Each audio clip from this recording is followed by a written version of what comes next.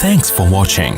Don't forget to like, comment, share and subscribe to Mufti Tariq Masood, famous scholar. الحمدللہ نحمدہ ونصلی علی رسولہ الکریم اما بعد فاعوذ باللہ من الشیطان الرجیم بسم اللہ الرحمن الرحیم نون والقلم وما یسطرون ما انت بنعمت ربک بمجنون وان لک لاجرا غیر ممنون وانک لعلی خلق عظیم. سورہ قلم پر بات چل رہی تھی کہ اللہ تعالیٰ نے قلم کی قسم اٹھا کے فرمایا، یہ دسمبر 2019، قلم کی قسم اٹھا کے اللہ نے فرمایا کہ اے محمد صلی اللہ علیہ وسلم آپ اپنے رب کے فضل سے مجنون نہیں ہیں، وَإِنَّكَ لَعَلَىٰ خُلُقٍ عَظِيمٍ آپ بہترین خلق اخلاق پر ہیں. تو اخلاق کو ڈیفائن کر رہا تھا میں کہ اخلاق کی ڈیفینیشن کیا ہے. خلق کہتے ہیں وہ نیچر جس پہ انسان کو پیدا کیا گیا. وہ تو ہر ایک کی اچھی ہوتی ہے لیکن خود اپنی حرکتوں سے بھی انسان اپنی نیچر بناتا ہے.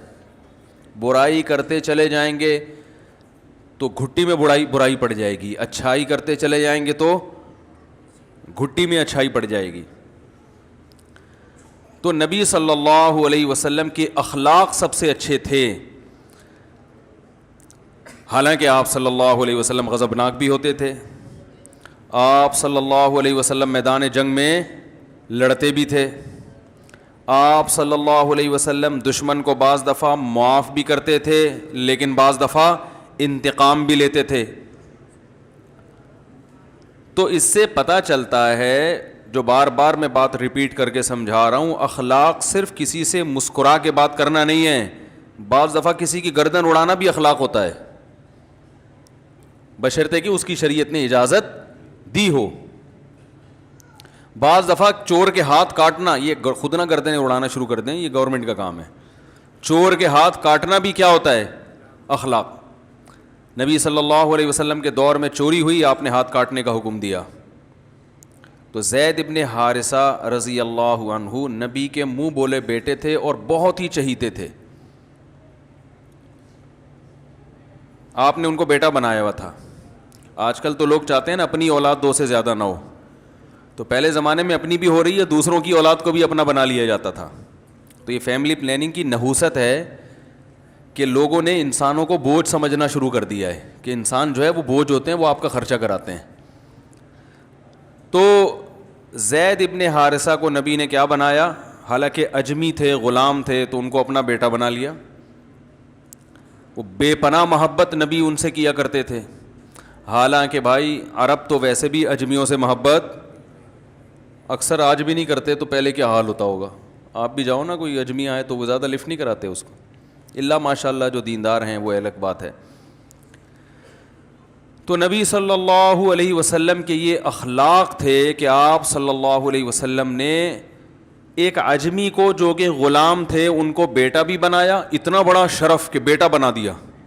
بھائی کچھ خادم کے طور پہ رکھ لیتے ہیں، بھائی ملازم کے طور پہ رکھ لیتے، پھر عزت دیتے. نہ بیٹا بنانے میں جو عزت ہوتی ہے وہ کہیں بھی اس سے زیادہ تو عزت ہے ہی نہیں نا. کوئی بیٹا بنایا اور ایسا اتنی محبت دی ان کو، اتنی محبت دی کہ جو ان کے والدین کو جب پتہ چلا نا کہ ہمارا بیٹا یہاں پایا جاتا ہے تو وہ لینے کے لیے آئے. پہلے زمانے میں ایسا ہوتا تھا کہ کوئی ان نون پرسن آپ کے علاقے میں آ گیا نا، کوئی پاسپورٹ ویزا تو ہے نہیں، تو غلام بنا لیا جاتا تھا. آج کل حکومت قتل کر دیتی ہے، جیل میں ڈالتی ہے. آپ اللیگل کسی ملک چلے جائیں تو حکومت کو رائٹ ہوتا ہے بھائی وہ جان سے بھی مار سکتے ہیں. تو پہلے زمانے میں جان سے مارنے کے بجائے کیا کرتے تھے؟ غلام بنا لو اس کو. تو اب جب والدین ان کے آئے ان کو لینے کے لیے، ان کے رشتہ دار آئے کہ ہمیں، ان کا خیال تھا رشتہ داروں کا جب زید ابن حارثہ کو پتہ چلے گا کہ اوریجنل والدین آ گئے ہیں تو وہ تو خوشی سے پاگل ہو جائیں گے، تو ہم ان کی منہ مانگی قیمت دے کے ان کو چھڑا کے لے آئیں گے. تو وہ حیران ہو گئے کہ جب انہوں نے زید ابن حارثہ سے پوچھا تو انہوں نے کہا میں تمہارے ساتھ جانے کے لیے تیار نہیں ہوں. یہ ہیں انک لعلی خلق عظیم، بہترین اخلاق. کہ وہ نبی کے پاس رہ کر ان کو نبی سے اتنی محبت ہو گئی کہ میں یہیں رہوں گا, میں واپس جانے کے لیے تیار نہیں ہوں. ایک طرف اخلاق کا یہ عالم ہے.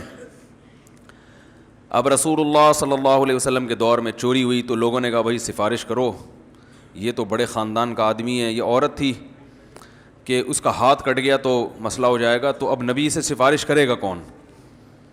کسی نے کہا بھائی حب رسول اللہ, نبی کے سب سے چہیتے تو زید ابن حارثہ ہیں, ان سے کہہ دو, وہ کر دیں گے تو نبی مان جائیں گے. جیسے لاڈلا ہوتا ہے نا بچہ کوئی, بھائی لاڈلے کی بات کون رد کرتا ہے؟ زید ابن حارثہ نے شکایت کی کہ یا رسول اللہ, لوگ کہہ رہے ہیں آپ تھوڑی رعایت کر لیں, ان کا ہاتھ نہ کاٹیں.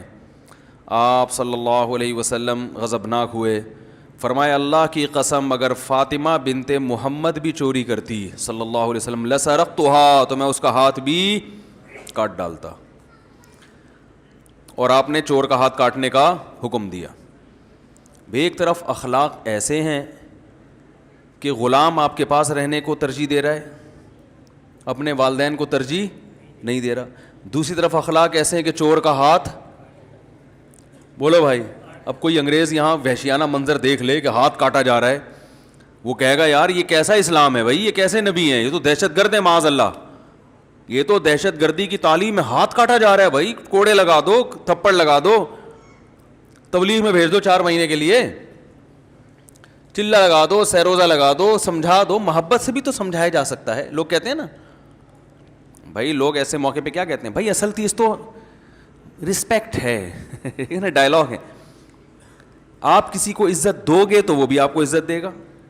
رسپیکٹ ہے, محبت ہے, محبت سے جو کام ہوتا ہے وہ سختی سے نہیں ہوتا. بھائی یہ اصول کلی نہیں ہے. عزت دو گے تو عزت ملے گی, لیکن بشرطے کے سامنے والا بھی عزت کا مطلب جانتا ہو, ورنہ عزت دو گے تو وہ ذلیل کرنے پہ آ جائے گا. بعض لوگ ہیں وہ دبا کے رکھو گے نا, تمیز سے چلتے ہیں وہ, سمجھے. آپ کہہ رہے ہو یار ان کو ہمارے گھر کی باتیں کہاں سے پتہ چلتی ہیں, کہہ رہے ہو یار یہ پتہ نہیں مولوی صاحب ایسی باتیں کرتے ہیں بالکل صحیح کہ کہاں سے کر رہے ہیں بات. بعض لوگ ایسے ہوتے ہیں ان کو جتنا دبا کے رکھو گے نا اتنا تمیز سے چلیں گے وہ. بعض ملازم ایسے ہوتے ہیں ان کو عزت دی آپ کو بیچ کے کھا جائیں گے وہ, حقیقت ہے. وہ کہیں گے ہمارے سیٹ صاحب میں بتا کتنے کا لے گا یہ. تو یہ چل رہا ہے, مارکیٹ میں چل رہا ہے. تو عزت دو, عزت لو, یقیناً صحیح ہے, لیکن یہ عزت بھی قابل عزت لوگوں کو کے لیے, یہ مقولہ بھی کس کے لیے ہے, جو قابل عزت ہوتے ہیں, جن کی گھٹی میں ذلت ہے, جو بائی نیچر برے ہوتے ہیں, ان کو عزت دینے سے عزت نہیں ملتی. تو رسول اللہ صلی اللہ علیہ وسلم کے ایک طرف اخلاق کہ زید ابن حارثہ جانے کے لیے تیار نہیں ہے, دوسری طرف چور کا ہاتھ تو بہرحال کاٹنا ہے. آپ کہہ سکتے ہیں بھائی یہ تو اس لیے کاٹ رہے تھے کہ اللہ کا حکم ہے, مجبور تھے, تو اللہ کے حکم کے سامنے تو کوئی کچھ نہیں کر سکتا. واقعی ایسا ہی ہے کہ اصل میں اللہ کا حکم تھا چور کا ہاتھ کاٹو, قرآن کی آیتیں ہیں, لیکن سوال یہ پیدا ہوتا ہے تو پھر کیا اللہ نے بد اخلاقی کا حکم دیا, اللہ نے دہشت گردی کا حکم دیا کہ چور کا ہاتھ کاٹو؟ اللہ ظالم ہے. بھائی نبی کے اخلاق بہت اچھے, مگر نبی کی صفات اللہ سے آگے تو نہیں ہے نا, نبی کی رحمت اللہ سے زیادہ تو نہیں ہے نا بھائی, اللہ تو سب سے زیادہ رحیم ہے. تو یہ کیا بات ہے کہ اللہ کو ترس کیوں نہیں آ رہا چور پہ کہ اس کا ہاتھ مت کاٹو؟ میں یہ اتنی ڈیٹیل میں اس لیے جا رہا ہوں کہ ہمارے ہاں بیلنس نہیں ہے. اخلاقیات کی بات ہوتی ہے تو اخلاق اخلاق اخلاق اخلاق اتنا وہ کہ وہ, اور جو بد اخلاق ہیں وہ اس طرف لڑک جاتے ہیں. اسلام کی خوبی یہ ہے کہ اس نے ہر چیز میں بیلنس رکھا ہے. نہ اتنے میٹھے بنو کہ لوگ نگل جائیں, نہ اتنے کڑوے بنو کہ لوگ تھوکنا شروع کر دیں. بیلنس, تمیز سے چلو, تمیز سے, ہوشیاری کے ساتھ, صحیح ہے نا, تمیز سے چلو. جرائم کو ایک حد تک برداشت کیا جائے گا, اس کے بعد مجرم کی معافی نہیں ہے, کیونکہ مجرم کو معاف کر دینا در حقیقت عام لوگوں کے ساتھ زیادتی ہے. پھر دیکھو بدعتی کی تعظیم سے منع کیا گیا ہے. بدعتی کی وجہ اس کی یہ کہ ایک کافر اور فاسق کی آپ تعظیم کرتے ہو, لوگوں پہ برا اثر نہیں پڑتا, لوگوں کو پتہ یہ تو کافر ہے, یہ ہدایت پہ تھوڑی ہے. بھائی لوگ اس کو تھوڑی اس سے متاثر ہوتے ہیں, سب کو پتہ ہے یہ کافر ہے, ہم اس کے دین کو فالو نہیں کرتے. بدعتی میں مسئلہ یہ ہوتا ہے کہ وہ لیبل اسلام کا لگاتا ہے, جب اس کو عزت ملے گی تو لوگ اس کو قابل عزت سمجھ کے اس کو فالو کرنا شروع کر دیتے ہیں, اس کو فالو کرنا شروع کر دیتے ہیں.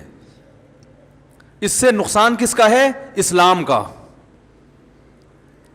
نقصان اسلام کا ہوتا ہے اس سے.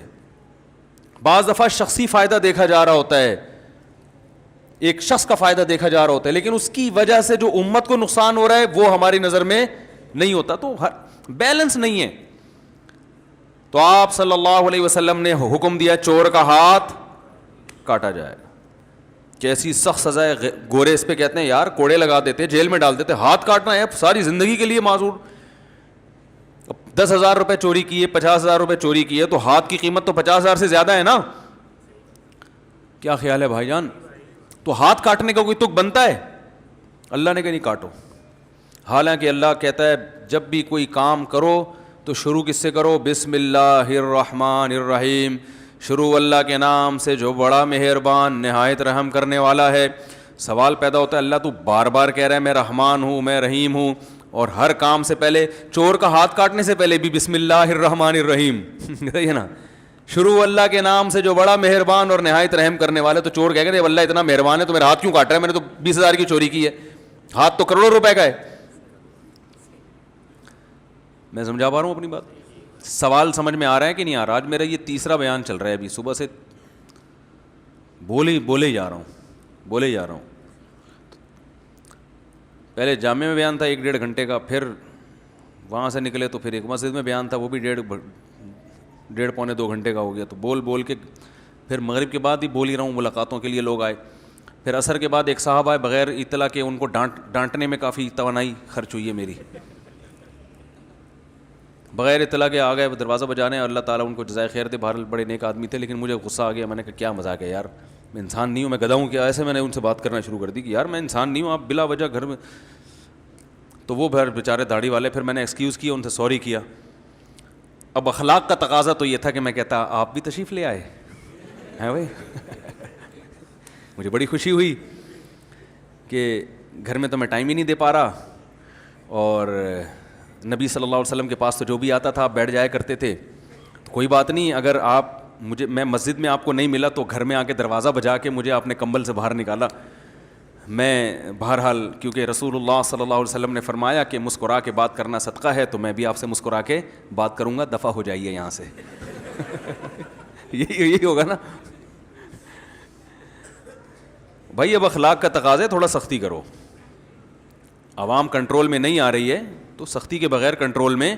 بھائی ایک اصول بنا دیا کہ ٹائم لینے کا یہ طریقہ ہے, ملاقات کا یہ طریقہ ہے, یہ ٹائم ہے. میں نے ان کو اپنی ڈائری دکھائی, میں نے کہا اس میں آپ کہیں بھی نہیں ہو, اگر اس میں کہیں ہوتے پھر میں ٹائم نہ دیتا تو میری غلطی ہے.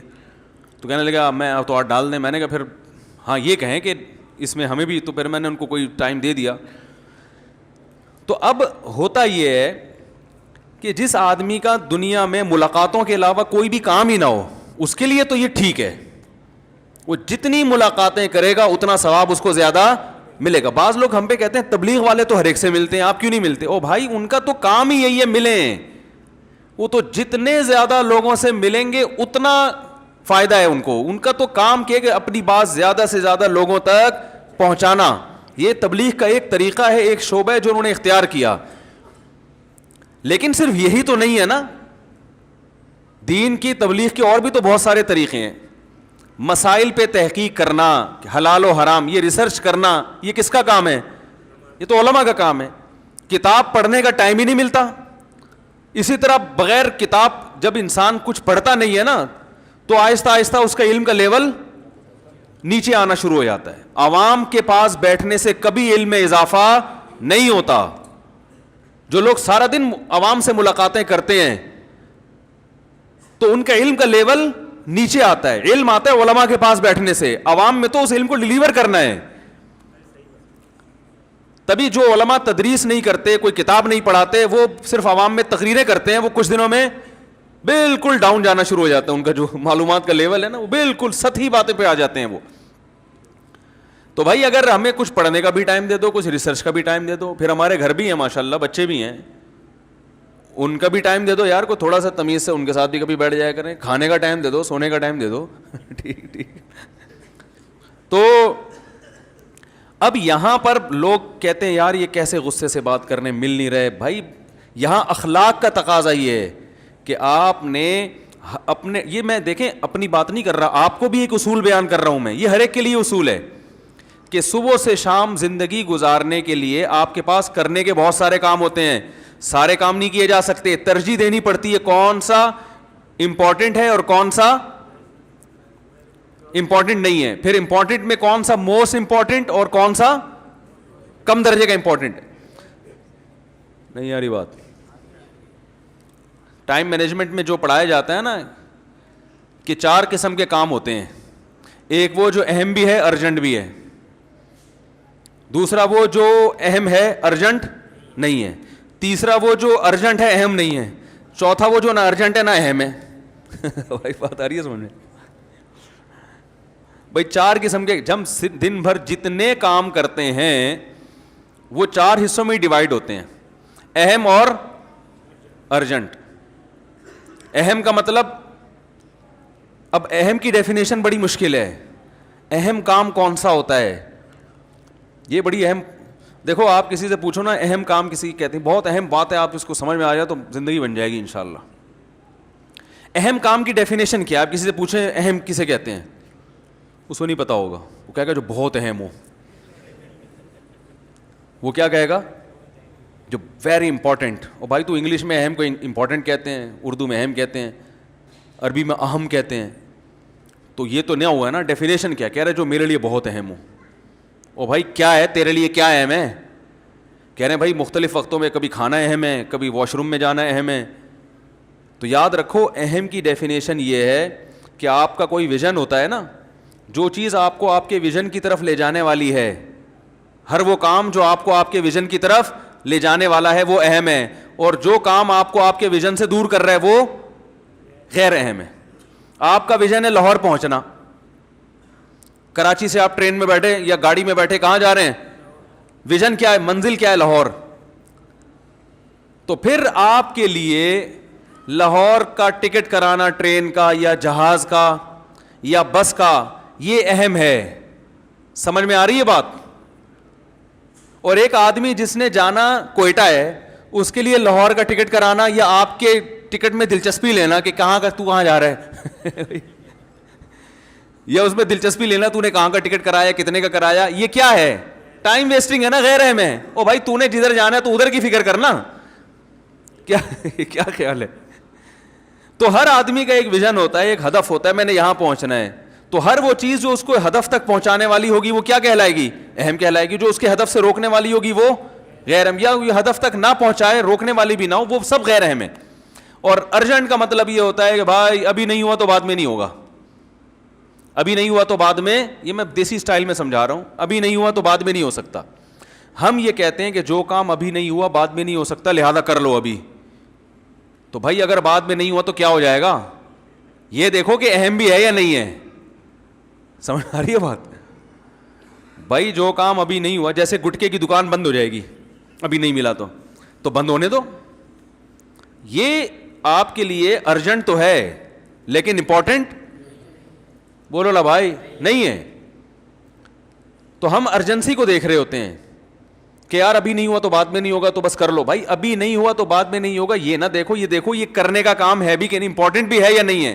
پھر امپورٹنٹ میں یہ دیکھو کہ جو ارجنٹ ہے ان کو پہلے نمٹاؤ, جو ارجنٹ نہیں ہے ان کو بعد میں نمٹا دو, اور جو ارجنٹ بھی نہیں ہے امپورٹنٹ بھی نہیں ہے ان کو ایک طرف رکھو. تو اب اس اصول پر پھر جو امپورٹنٹ ہے اس میں موسٹ امپورٹنٹ کون سا ہے. تو دیکھو ہمارا بھی ایک ہدف ہے, ایک ویژن ہے, ایک ہدف ہم نے بنایا ہے, بھائی یہ بھی پڑھنا ہے, یہ پڑھانا ہے, یہ اسٹوڈیو کے لیے یہ مسائل ریکارڈ کروانے. اختلافی مسائل میں نے کہا تھا ریکارڈ کرواؤں گا, ان کے مجھے ٹائم ہی نہیں مل رہا.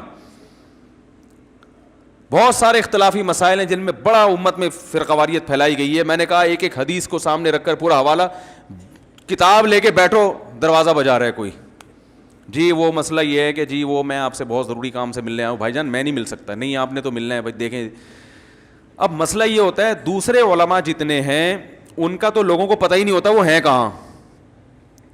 میں تو رہتا ہوں بھائی یہاں پہ, تو سب کو پتہ ہے یہ ان کا گھر ہے, یہ والا ہے, پتہ نہیں, یہ تھوڑے سے کنفیوز ہوتے ہیں کہ یہ والا ہے کہ وہ والا ہے, تو وہ کنفیوژن 2-3 دن کی تحقیق میں دور ہو جاتی ہے نا ان کی, تو پھر وہ دروازہ بجا کے وہ پھر پکڑائی میں آ جاتے ہیں ہم لوگ. تو اب اصول یہ ہے کہ دیکھو اپنا بھی یہ اصول بنائیں.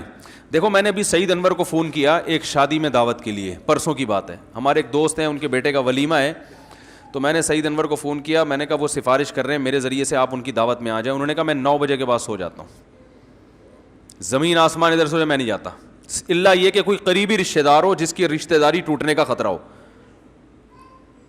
تو مجھے غصہ آنا چاہیے تھا, کیا خیال ہے, مجھے آنا چاہیے یار میں مفتی طارق مسعود آپ کو بول رہا ہوں آپ ولیمے میں آؤ یار, اور آپ بول رہے ہو میں سو جاتا ہوں. میں نے نا ایسے ویلڈن 3-4 انگوٹھے بھیج دیے, میں نے کہا یہ ہٹو بچوں آدمی ہے, زندہ باد ایسا ہی ہونا چاہیے انسان کو, ورنہ دنیا میں کسی کام کا جو بھی جہاں اٹھا کے جا رہا ہے 3 بجے لے جا رہا ہے پراٹھے کھلانے کے لیے, 3 بجے نکل لیے, اس کے ساتھ 4 بجے لے جا رہا ہے کہ جی دوستی یاری میں تو چاروں دوستوں کو خوش کرتے رہو, ایک دھماکے کے ساتھ پھٹ کے ہلاک ہو جاؤ کچھ دنوں کے بعد. یہی ہوگا نا. اب جو 12 بجے ولیمہ کھائے گا اور کھا بھی کیا رہا ہے, نان قورمے کے ساتھ, گھی پورا جمنے والا نسوں میں, اس وقت تو دال چاول بھی کھاؤ گے تو ہضم نہیں ہوگا 12 بجے, اور آپ نان جو ہے نا میدے کا بنا ہوا نان وہ قورمے میں, یا بریانی گھی والی وہ پھر بیف کی اور اس میں چربی اور اس میں یہ ساری چیزیں 12 بجے کھا کے گھر آتے ہی سو جاؤ گے, تو وہ جو دوست ہے وہ تو خوش ہو جائے گا ماشاءاللہ ولیمے میں انہوں نے شرکت کی, جی السلام علیکم. تھوڑے دنوں میں جب ایمبولینس جو ہے نا وہ ٹینی نانا کرتے ہوئے آپ کو لے کے جا رہی ہوگی نا, تو وہ دوست کچھ بھی نہیں کرے گا آپ کے لیے, وہ یہ بھی نہیں کہے گا یار یہ میری دعوت کھانے سے اس کا یہ حشر ہوا ہے. صحیح ہے نا. تو میں نے کہا آدمی ایسا ہی ہونا چاہیے بھائی, ایک اصول بنا دیا 9 بجے کے بعد ہم کہیں نہیں جاتے. انہوں نے کہا میں نہیں جاتا 9 بجے کے بعد, الا یہ کہ رشتہ داری تو پھر ایک الگ چیز ہے, کوئی قریبی بہت ہی رشتہ ہو جو رشتہ داری ٹوٹنے کا خطرہ ہو پھر ایک الگ بات ہے, نہیں جاتے. تو میں ناراض نہیں ہوا, میں نے کہا ایسا ہی ہونا چاہیے بھائی, ایسے ہی بندے مارکیٹ سے کیا ہیں, شارٹ ہیں. اگر سب یہ کرنا شروع ہو جائیں تو لوگ اپنے ولیمے کی سیٹنگ چینج کر دیں گے. بھائی 9 بجے 8 بجے کھانا ہوگا, صحیح ہے نا, کیونکہ کوئی آتا ہی نہیں 9 کے بعد, یا دوپہر کو. انہوں نے کہا اگر کوئی میرا بہت ہی چہیتا ہے نا جو چاہتا ہے کہ سعید انور نے لازمی آنا ہے, تو پھر وہ دوپہر کو ولیمہ کرتا ہے میرے لیے کہ یار سعید انور کو لازمی بلانا ہے, ہم ولیمہ کب کریں گے, دوپہر کو کریں گے. میں نے کہا یار یہ ہٹو بچوں ہو گیا استاد. لیکن مصیبت ہمارے ساتھ یہی ہے کہ ہم اخلاق کے مارے ہوئے ہیں نا. میں اگر کہوں گا تو یار یہ مفتی صاحب ہو کے جناب مفتی صاحب ہو کے ایسی باتیں کر رہے ہیں یار, تو وہی ہے, ایک دن مفتی صاحب 12 بجے شادی سے آ رہے ہوں گے ٹھیک ہے نا, اور جی مفتی صاحب کا بیان, مفتی صاحب تھے مفتی صاحب ہوا کرتے تھے, قورمے کی نظر ہو گئے بیچارے. تو آدمی کو ان چیزوں میں مضبوط ہونا پڑتا ہے, مضبوط. وجہ اس کی یہ کہ آپ نے پہلے یہ دیکھنا ہے, دیکھو تبلیغ میرا بھی ویژن ہے کہ دین پوری دنیا میں غالب ہو جائے, لیکن میرا جو طریقہ ہوگا وہ ایک دوسرے کا طریقہ الگ ہوگا, میرا الگ ہوگا, کسی اور کا الگ, ہر آدمی کا الگ طریقہ ہوتا ہے. کسی کا طریقہ یہ کہ اس نے لوگوں سے مل کے سب کو سمجھانا ہے, اس کے لیے تو جتنی وہ تو چاہیے کہ جو نہیں ملاقات کر رہا اس کے گھر پہ جا کے نکالے, بھائی جان کیوں نہیں ملاقات کر رہے آپ, اور وہ بالکل ٹھیک ہے ان کے لیے. لیکن جس کا کام علمی بھی ہو, اس نے ریسرچ بھی کرنی ہو, تحقیق بھی کرنی ہو, اس کے بیانات کا سیٹ اپ بھی ہو, بچے بھی پالنے ہو, گھر بھی چلانا ہو, اور لوفری بھی کرنی ہو, جائز لوفری جو ہے نا, اس کو مضبوط ہونا پڑے گا, اس کو غصہ بھی کرنا پڑے گا. بھائی جان جو ٹائم بتا دیا آؤ, نہیں تو پتلی گلی سے نکل جاؤ. اب آپ جا کے میرے خلاف کلپ بناؤ, یہ بد اخلاق ہے, وہ کلپ میں افورڈ کر لوں گا, لیکن میں لوگوں کی لائن اپنے گھر کے باہر برداشت نہیں کر پاتا. میں تو ایک دفعہ کئی سال پہلے بیمار ہو گیا تھا, اور اپنی حماقت سے بیمار ہوا تھا, تو کئی سالوں کے بعد نا, میرا خیال ہے 25-30 سال کے بعد مجھے کوئی بخار ہوا ہوگا. اللہ نے الحمدللہ مجھے اس سے بچپن میں ڈاکٹر اچھا مل گیا تھا, وہ اینٹی بایوٹک نہیں کھلاتے تھے, تو ریزسٹنٹ پاور بڑھ گئی تھی نا, بخار نہیں ہوتا تھا, بڑی بڑی بیماریاں آتی ہیں لوگوں, مجھے نہیں الحمدللہ ہوتا. تو وہ ہو گیا, تو میں بیمار پڑ گیا. میں نے لوگوں سے بتایا کسی کو بتانا نہیں کہ میری طبیعت خراب ہے, کیونکہ پھر جو لوگ محبت میں آتے ہیں نا عیادت کے لیے, بیٹھے رہیں گے, ابے جاؤ نا, جا کے کام کرو یار اپنا یار بھائی جاؤ یار, کیوں دروازے بجا بجا کے خیریت پوچھ رہے ہو. جو بہت ہی قریبی, جس سے انسان بے تکلف ہوتا ہے, خوب اچھی گپ شپ ہو, ابے تبے سے بات کرتا ہے, وہ تو ٹھیک ہے, آئے بیٹھے گپ شپ لگائے. ہر آدمی ادھر سے بھی فون, ادھر سے بھی فون, ادھر سے بھی فون. حتیٰ کہ اللہ تعالیٰ میری والدہ کی مغفرت فرمائے, 2 سال پہلے ان کا انتقال ہوا, میں نے کسی کو کانوں کان خبر بھی نہیں ہونے دی. بیمار تھیں 2 سال سے بیڈ پہ تھیں, نہیں خبر ہونے دی. انتقال ہوا, اللہ ان کی مغفرت فرمائے. جو ہم ٹوٹی پھوٹی خدمت کر سکتے تھے کی, ہمیں افسوس ہوا, آنسو بہے ہمارے. ماں تو ماں ہوتی ہے, آپ کو پتہ ہے, اس کا تو کوئی آلٹرنیٹ. گھوڑا ایک پہاڑ گرا تھا غم کا, چپکے سے ان کو لے جا کے میں نے دفنایا. یہاں بھی منع کر دیا, اعلان نہیں کرنا بھائی, میں نہیں برداشت کر سکتا. جو تعزیت کرنے والوں کی لائنیں لگیں گی, اور وہ جو سارا دن بیٹھ کے تسلی کے جملے, وہ بھائی بڑا غم ہوا, اچھا آپ کو غم ہوا, بہت افسوس ہوا, بھائی کیا کروں, اب کیا کرنا ہے, اب بتاؤ بھائی, وہ ہوا تو وہ ہوا تو وہ تکلف میں ٹائم ویسٹنگ. بھائی میں نے کہا بعد میں جب ٹائم گزر جائے گا لوگوں سے کہہ دوں گا بھائی دعا کر لو ان کے لیے, وہ ٹائم گزر چکا ہوگا. تو اب پتہ نہیں میں نے صحیح کیا غلط کیا, یہ تو علماء ہی بتائیں گے. مجھے ایسا لگ رہا تھا میں نے صحیح کیا کہ بھائی میں نہیں برداشت کر سکتا لوگوں کا ہجوم, اور لوگوں کی جو فون اور کالیں اور تعزیت کے پیغامات, اتنی بھرمار ہوتی ہے کہ کسی کام کا نہیں رہتا انسان.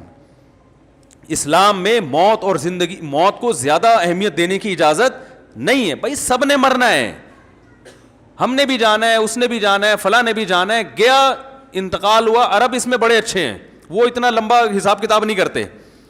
کہتے ہیں انا للہ و انا الیہ راجعون, خلاص مات علی الایمان, بس ختم. ایسے جو لوگ سعودی عرب رہے ہیں وہ جانتے ہیں, وہ زیادہ نہیں, وہ تمبو ومبو لگ رہے اور یہ آ رہے ہیں, اور پھر وہ دعائے خیر تے بخیر لاغ لے تو خوشا خلب خار, پھر وہ آیا, پھر دوسرا آیا دعائے خیر. آپ تو کوئٹہ کے ہیں نا, کتنی لمبی دعائیں خیریں کی چلتی ہیں نا. جو جس کو تعزیت کے لیے آتے ہیں نا, وہ بیچارہ سارا دن ہاتھ اٹھا کے پھر گراتا ہے, پھر دوسرا آیا ہاتھ اٹھا, دعائے خیر دخال واللہ خوش جوڑ توڑو خال بس, پھر نیچے, پھر دوسرا آیا دعائے خیر ہو گئے, چلو بھائی دعائے خیر کرو یار, تم بھی دعا کر لو یار. پھر نیچے, پھر ایک بندہ آیا, ماموں آئے ملنے کے لیے, چلو دعائے خیر. 3 دن تک وہ ہاتھ اٹھانا گرانا, پھر وہ اخلاص سے دعا ہوتی نہیں. وہ میت کے لواحق میں کہہ رہے ہیں چلو بھائی اب پھر سے کر لیتے ہیں, کیا کریں, اللہ کرے ہو سکتا ہے یہ 50ویں مرتبہ میں مغفرت ہو جائے. ہیں بھائی, سب ایک رسم ہے. اس لیے وہاں کے پی کے علماء بھی اس کو جائز نہیں سمجھتے. کسی سے بھی فتویٰ لے لیں آپ, پنجاب میں بھی ایسا ہوتا ہے. پنجاب میں کیا ہوتا ہے کہ رونے کے پروگرام چل رہے ہوتے ہیں باقاعدہ. میت ہو گئی, سب نہیں ہے, سب پنجاب والوں کی سب کی بات نہیں کر رہا, بہت سی جگہوں پہ رونے کے باقاعدہ کیا ہوتے ہیں پروگرام. اب وہ بیٹی آئی امریکہ سے, وہ پہلے پھوٹ پھوٹ کے روئے گی. وہ جہاز میں آ رہی ہے آرام سے نا, آرام سے سکون سے. میں نے خود دیکھا یہ منظر, جہاز میں آئی آرام سے جناب, ایئرپورٹ پہ ٹیکسی میں بھی آرام سے, بڑے آرام سے تمیز سے آتے آتے, جیسے ہی میت کی کسی لواحقین میں سے کسی میں, وہیں سے اسپیڈ شروع. مقابلے ہوتے ہیں, جو زیادہ رو رہا ہے اس کو زیادہ محبت ہے, جو چپ بیٹھا ہوا ہے اس پہ ابد کیا تجھے محبت نہیں ہے کیا. رونے کے کیا چلتے ہیں, مقابلے چل رہے ہوتے ہیں. نہیں رو تو اس کا مطلب ہے آپ کو تو محبت ہی نہیں تھی ابا سے. ایک خاتون کے میاں مر گئے, سچا واقعہ ہے, میرے پاس فون آیا, ہمارے کوئی ریلیٹیو تھیں, پھوٹ پھوٹ کے رو رہی ہیں کہ میرے میاں مر گئے, ہائے میں بیوہ ہو گئی. اوف, ایسی انہوں نے روئی ہیں کہ جو بھی فون سنے گا وہ بھی بیچارہ پھوٹ پھوٹ کے رونا شروع کر دے. تو چونکہ ہمارے ابھی کیا زیادہ ڈیٹیل میں نہیں جانا چاہیے, تو ہم لوگ جب ان سے ملنے کے لیے گئے تو بالکل فٹ فاٹ. ہم نے کہا آپ کو تو بڑا غم تھا, کہہ رہے ہیں جان چھوٹی, بڑی مصیبت دی ہوئی تھی, ٹینشن دی ہوئی تھی. وہ بندہ ٹھیک نہیں تھا نا جس کا انتقال ہوا, وہ بہت ظلم کر رہا تھا اپنی بیوی کے اوپر, بالکل بھی ٹھیک نہیں تھا وہ آدمی. تو وہ ہے نا جان چھوٹی, اللہ کا فضل ہو گیا, اللہ نے خود ہی اٹھا لیا. لیکن اب مرنے پہ ایسا ریئیکٹ کرنا ہے وہ ایک مجبوری ہے. بھائی اگر ایسا ریئیکشن نہیں کیا لوگ بولیں گے واہ بھائی واہ, میاں مر گیا, رونا ہی نہیں آ رہا ان کو. تو یہ ڈرامے چل رہے ہیں زیادہ تر. اسلام میں حکم یہ ہے کہ بھائی کوئی میت ہو گئی تو 3 جملے کہو اور پتلی گلی سے نکل لو. اعظم اللہ اجرک, وہاں جاؤ تسلی کے, جو وہ بھی ہر آدمی نہ جائے بھائی, جن کے کوئی خاص رشتہ دار ہیں, جو ریلیٹیو ہیں, جو جن کے جانے سے تسلی ہوگی سامنے والے کو, 3 جملے بولو جا کے بھائی اعظم اللہ اجرک, جو مصیبت آپ کو پہنچی ہے اللہ اس پہ آپ کے اجر میں اضافہ کر دے. واحسن عزاءک, اس غم پہ اللہ آپ کو صبر کی توفیق دے. وغفر لمیتک, اور مرحوم کی مغفرت فرمائے. 3 جملے کہے, 2-4 اور تسلی کی بات کریں اور پتلی گلی سے بولو بھائی نکل لیں. وہیں تمبو میں دھرنا مار کے مت بیٹھیں آپ, وہاں بیٹھ جاتے ہیں, اب اس کے لیے دودھ پتی آ رہی ہے, پھر چائے آ رہی ہے, پھر پانی آ رہا ہے. وہ میت کے رشتہ داروں بیچارے وہ کہتے ہیں یہ مرنا اتنی بڑی ٹینشن نہیں تھا جتنا یہ جو تعزیت کے لیے آنے والے یہ اس سے بڑی ٹینشن بن چکے ہیں. اور پھر بھی ہمارے ہاں تو اسلام کی برکت ہے, برداشت کی حد تک ٹینشن ہوتی ہے, ڈپریشن میں جاتا ہے, مرتا نہیں آدمی. جو غیر مسلم ہے نا, ان کے ہاں تو میت اتنی بڑی ٹینشن دے کے جاتی ہے دنیا سے کہ ان کے 2 ہفتے کے پروگرام چلتے ہیں میت کی تعریفوں کے الگ. اس وقت دفناتے نہیں ہیں اس وقت تک. پھر وہ ان کے کوئی پنڈت جی آ رہے ہیں, پنڈت کہتے ہیں, یہ پنڈت نہیں, مجھے کسی نے انڈیا سے کہا آپ نے مندر کو مندر بنا دیا اور پنڈت کو پنڈت بنا دیا, تو پنڈت لفظ ہے. وہ آتے ہیں, پھر وہ پتہ نہیں کیا کیا پڑھتے رہتے ہیں, اس کے اوپر گھوڑے پڑھ رہے ہوتے ہیں, پھر اس پہ پیسے لے کے جاتے ہیں. وہ کئی ہزار روپے کا وارثوں کا خرچہ ہو جاتا ہے. ہمارے یہاں اسلام نے کہا خرچہ کرنے کی چندہ ضرورت نہیں ہے, صرف خرچہ ہوگا میت کے کفن کا ہے بھائی, میت کی قبر کا. قبر خود کھودنا نہیں آتی تو گورکن کو پیسے دے دو, اس کے علاوہ تیسرا کوئی خرچہ نہیں ہے. اور یہ خرچہ بھی میت کے وراثت کے مال میں سے ہوگا. جتنا مال چھوڑ کر گیا ہے نا, اس میں سے پہلے یہ کفن دفن کا خرچہ نکالو. کفن کے کتنے پیسے خرچ ہوتے ہیں کفن پہ؟ وہ بھی یہ کہ جب اگر کوئی گھر میں کسی کی قمیض پھاڑ کے جو ہے نا کفن بنا دو. صحابہ تو ایسے ہی کرتے تھے, الگ سے کپڑا تھوڑی خریدتے تھے. حضرت ابو بکر کو جب کہا گیا نا یہ کپڑا, انہوں نے فرمایا زندوں کو پہناؤ, ہمارے لیے نیا کپڑے کی ضرورت, ہمیں پرانے کپڑے میں دفن کر دینا. وہاں قبر میں جا رہے ہیں نا, وہاں کون سا کوئی, وہ تو فرشتے آئیں گے دیکھنے کے لیے, وہ تو اعمال دیکھتے ہیں, وہ آپ کے کپڑے تھوڑی دیکھیں گے. تو ٹینشن نہیں لو بھائی, زندگی کو کیا بناؤ, ہلکا ہلکا بناؤ, کاموں میں ٹائم لگاؤ. اب جو دنیا سے چلا گیا وہ واپس نہیں آئے گا. اب آپ نے کرنا ہے اس کے لیے مغفرت کی دعا. جو غم خود سے ہو رہا ہے وہ تو ہوتا ہے, وہ تو نیچرل ہے, وہ تو نبی کو بھی ہوتا تھا, آنکھوں سے آنسو ٹپکتے ہیں, بس کافی ہے. چیخنا چلانا, آپ صلی اللہ علیہ وسلم نے میت پر چیخنے چلانے والی عورتوں پر لعنت فرمائی ہے. کتنا بڑا جرم ہے. اور آج میت پہ عورتیں چیختی ہیں کہ نہیں چیختی, ہاں ہاں ہاں ہاں کر کے, اس کو کمال سمجھتی ہیں. کمال صبر کرنا ہے, چیخنا چلانا کمال نہیں ہے. عورت کے لیے سب سے بڑا غم اس کے بچے کی موت ہے, کیونکہ عورت کی سب سے محبوب چیز کیا ہوتی ہے؟ بچہ. ایک عورت کا بچہ مر گیا نبی صلی اللہ علیہ وسلم کے دور میں, وہ اتنی غمزدہ ہوئی کہ بچے کی قبر پہ کھڑے ہو کر رونا پیٹنا کیا نا اس نے, چیخ رہی ہے چلا رہی ہے. آپ صلی اللہ علیہ وسلم پیچھے سے گزرے, انہوں نے فرمایا صبر کرو صبر. اسے نہیں پتا تھا کہ نبی صلی اللہ علیہ وسلم نے, اس نے کہا آپ کو وہ غم پہنچا ہوتا نا, مجھے پہنچا ہے, پھر میں پوچھتی کہ کیسے صبر کیا جاتا ہے. اس نے گویا طنز کیا, اس کو نہیں پتا تھا کہ آپ صلی اللہ علیہ وسلم میں. اس نے کہا اصل میں غم تو جس کو پہنچا ہے وہی جانتا ہے نا, ہمارے یہاں یہی ہوتا ہے نا. آپ کسی کو بولو صبر کرو, کہہ رہے تمہیں تکلیف ہو نہیں رہی نا اس لیے تم صبر کا کہہ رہے ہو. رونے پر پابندی نہیں ہے, چیخنے چلانے پر پابندی ہے, واویلا کرنے پر پابندی ہے. تو وہ صحابیہ کو کسی نے بتایا کہ تو رسول اللہ صلی اللہ علیہ وسلم ہے, تو وہ فوراً پریشان ہو کے گئیں اور نبی صلی اللہ علیہ وسلم کے پاس آ کے کہنے لگی میں اب صبر کروں گی. آپ نے فرمایا انما الصبر عند الصدمۃ الاولیٰ, جب صدمہ پہنچتا ہے نا اس وقت صبر کی فضیلت ہے, بعد میں تو سب کو صبر آ جاتا ہے. کون ساری زندگی بیٹھ کے کون روتا ہے. تو کہاں سے کہاں بات چلی گئی بھائی, بات کیا شروع ہوئی تھی یار, کدھر تو بات یہ ہو رہی تھی کہ بھائی ہر چیز کا ایک طریقہ ہوتا ہے. اب وہ سعید انور کا میں واقعہ بتا رہا تھا. اب بظاہر تو وہ بد اخلاقی ہے نا کہ میں 9 بجے کے بعد نہیں آؤں گا, لیکن یہ اخلاق ہیں. اخلاق میں سب سے پہلے اپنے آپ کے ساتھ اچھا سلوک کرو نا بھائی. دوستوں کے چکر میں اپنا بیڑا غرق کیا ہوا ہے, اپنی نہ نیند ہو رہی ہے نہ کھانا ہو رہا ہے ڈھنگ سے, نہ ٹائم. جو رات کو دیر سے سوئے گا وہ تہجد کے لیے اٹھے گا, وہ تو فجر کے لیے اٹھنا مشکل. جو 1-2 بجے تک شادیوں سے آتے ہیں, تو آپ کیا سمجھتے ہیں فجر پڑھ لیتے ہوں گے؟ بہت مشکل ہے فجر کے لیے اٹھنا ایسی صورت میں. اور تہجد کہاں پڑے گا وہ آدمی؟ تو ہمارے نبی صلی اللہ علیہ وسلم, لوگ کہتے ہیں بھائی نبی دعوت نہیں ٹھکرایا کرتے تھے, تو نبی تو تہجد بھی نہیں چھوڑتے تھے. آپ کو دعوت نہ ٹھکرانے والی حدیث یاد ہے, تہجد والی یاد ہے بھائی؟ آپ دعوت قبول کر کے 3 بجے جب رات کو گھر پہ آؤ گے تو تہجد کی سنت زندہ کرو گے؟ نہیں ہوگی سنت. اس لیے اس معاملے میں بھائی پوری قوم کو چینج کرنے کی ضرورت ہے. اعلان کر دیں. ہمارے ایک دوست کا ایک واقعہ بتاتا ہوں, بس پھر اصل موضوع کی طرف آ کے بات سمیٹتا ہوں. ہمارے ایک دوست ہیں, اللہ ان کی عمر میں بہت برکت دے, مجھے بھی بہت کچھ ان سے سیکھنے کو ملا. انہوں نے اپنی شادی میں اعلان کیا کہ کھانا 9 بجے اسٹارٹ ہو جائے گا. کھانا 9 بجے, یہ سیکھیں, یہ چیز سیکھنے کی ہے. کھانا 9 بجے اسٹارٹ ہو جائے گا, ایسی کی تیسی. لوگوں نے کہا اب سب لکھتے ہیں, کارڈ پہ لکھا ہوگا تو 12 بجے نا. اب ان کی شادی ہے, دلہن بیوٹی پارلر گئی ہوئی ہے, وہ تو 9:30 بجے تو وہ بیوٹی پارلر جاتی ہے, لکھا ہوا ہوتا ہے کھانا 9 بجے, اور دلہن جا کب رہی ہوتی ہے اور دولہا 11:30 بجے جا رہا ہوتا ہے. اس پہ ڈسٹیمپر ذرا کم لگانا پڑتا ہے نا, تو وہ کہتا ہے لیٹ بھی چلا جاؤں کوئی مسئلہ. سمجھ میں آ رہی ہے بات؟ تو رشتے دار پھر 11:45 بجے آ رہے ہوتے ہیں.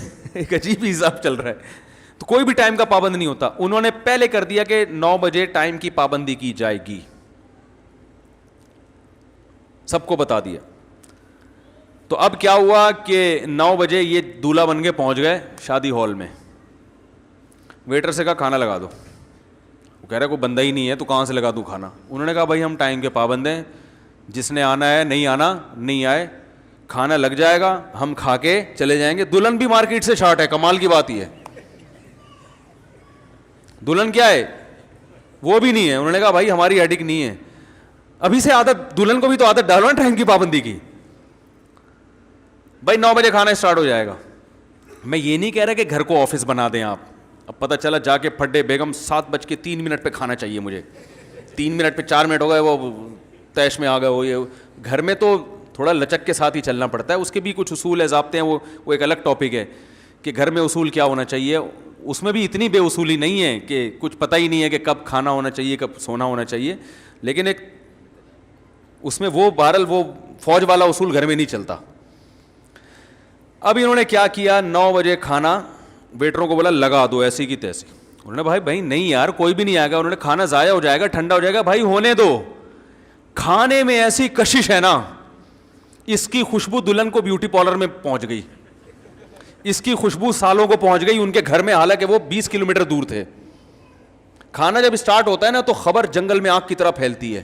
9 بجے کھانا اسٹارٹ ہوا, 9:30 بجے پوری پبلک موجود تھی. کھانا ایسی چیز ہے آدمی کمپرومائز نہیں کرتا. بھائی پہنچو یار ایسی کی تیسی. خواتین بھاگ گئیں, ساڑیاں کو چھوڑو, جو شلوار قمیض اور سادہ پجامہ ہے وہ پہن کے بھاگو. کھانا کون چھوڑتا ہے یار. اب سجنے کے چکر میں کھانا ہی بعد میں آ کے کسی اور تقریب میں نمائش کر دیں گے. ابھی کیا کس کو فوکس کرو, کھانا. کیونکہ اب یہ ڈر ہوتا ہے نا نکل جائے گا. بھائی آپ نے لوگوں کو دیکھا پلیٹوں میں کتنا بھرتے ہیں کھانا, حالانکہ ان کو پتا ہوتا ہم کھا نہیں سکتے, لیکن وہ اس لیے بھر رہے ہوتے ہیں کہ یہ جو موٹے اچھے پیس ہیں یہ نکل نہ جائے کہیں ہاتھ سے. یہ ہوس ہے, پتہ ہے نہیں کھا سکتے اتنا, لیکن یار چلو بچ جائے گا نا. ایسا نہ ہو کہ ختم ہو جائے بعد میں جائے ملے ہی نہیں, یا جو لیگ پیس ہے وہ کوئی اور اٹھا کے لے جائے, اور چیسٹ والا ہم کھاتے نہیں ہیں کوئی بھی, یا چیسٹ پیس کوئی لے جائے, ہم لیگ نہیں کھاتے, تو کچھ بھی ہو سکتا ہے. تو وہ کہتے ہیں 9 بجے کا مطلب ہم نے اسٹارٹ کر دیا, اور 9:30 بجے تک پبلک سب پہنچ چکے تھے بھائی, اور کھانا کھا رہے ہیں, جیسے انجوائے کر رہے ہیں. ہاں بھائی اور بھائی خیر یہ سب سیٹ ہے. اس کے بعد سب کو پتا چل گیا کہ ان کے 9 بجے کا مطلب 9 بجے ہی ہوتا ہے. مجھے اس پر اکثر ایک لطیفہ یاد آتا ہے, کئی دفعہ سنا چکا ہوں, لیکن نئے لوگ بھی آتے ہیں نا.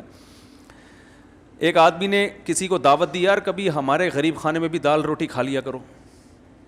تو اکثر لوگ کیسے کہتے ہیں نا, ہماری بھی دال, مطلب تو یہ ہوتا ہے جب گھر میں آؤ گے تو اچھا کھلائیں گے نا بھائی, قورمہ کھلائیں گے, بریانی کھلائیں گے, کوئی اچھی چیز کھلائیں گے. لیکن تواضع میں لوگ کہتے ہیں غریب خانے میں دال, کبھی ہماری بھی دال روٹی کھا لیا کرو یار. تو اس چکر میں چلا گیا, یار بھائی دال روٹی کہہ رہا ہے لیکن کھلائے گا تو قورمہ بریانی. چلا گیا وہاں, جا کے دیکھا دال روٹی رکھی ہوئی ہے. تو اتنے میں نا کتا زیادہ بھونک رہا تھا, تو جو میزبان نے کتے سے کہا چپ ہو جا ورنہ تیری ٹانگیں توڑ دوں گا. تو یہ کتے سے کہتا ہے یہ ٹانگیں واقعی توڑے گا تیری.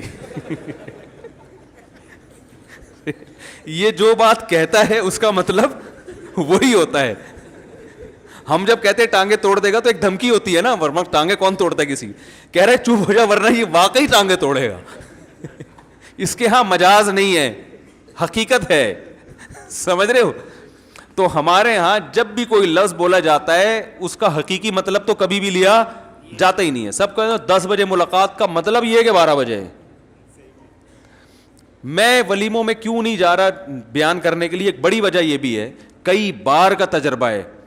میں نے ان سے کہا یار ایک ٹائم دو, اس ٹائم پہ میں بیان شروع کر دوں گا. انہوں نے کہا ٹھیک ہے 10 بجے. میں نے کہا مجھے پتا ہے 10 بجے کا کہہ رہے ہو, بیان 11 بجے ہوگا, تو 11 بجے ہی میں ڈائری میں نوٹ کر لیتا ہوں.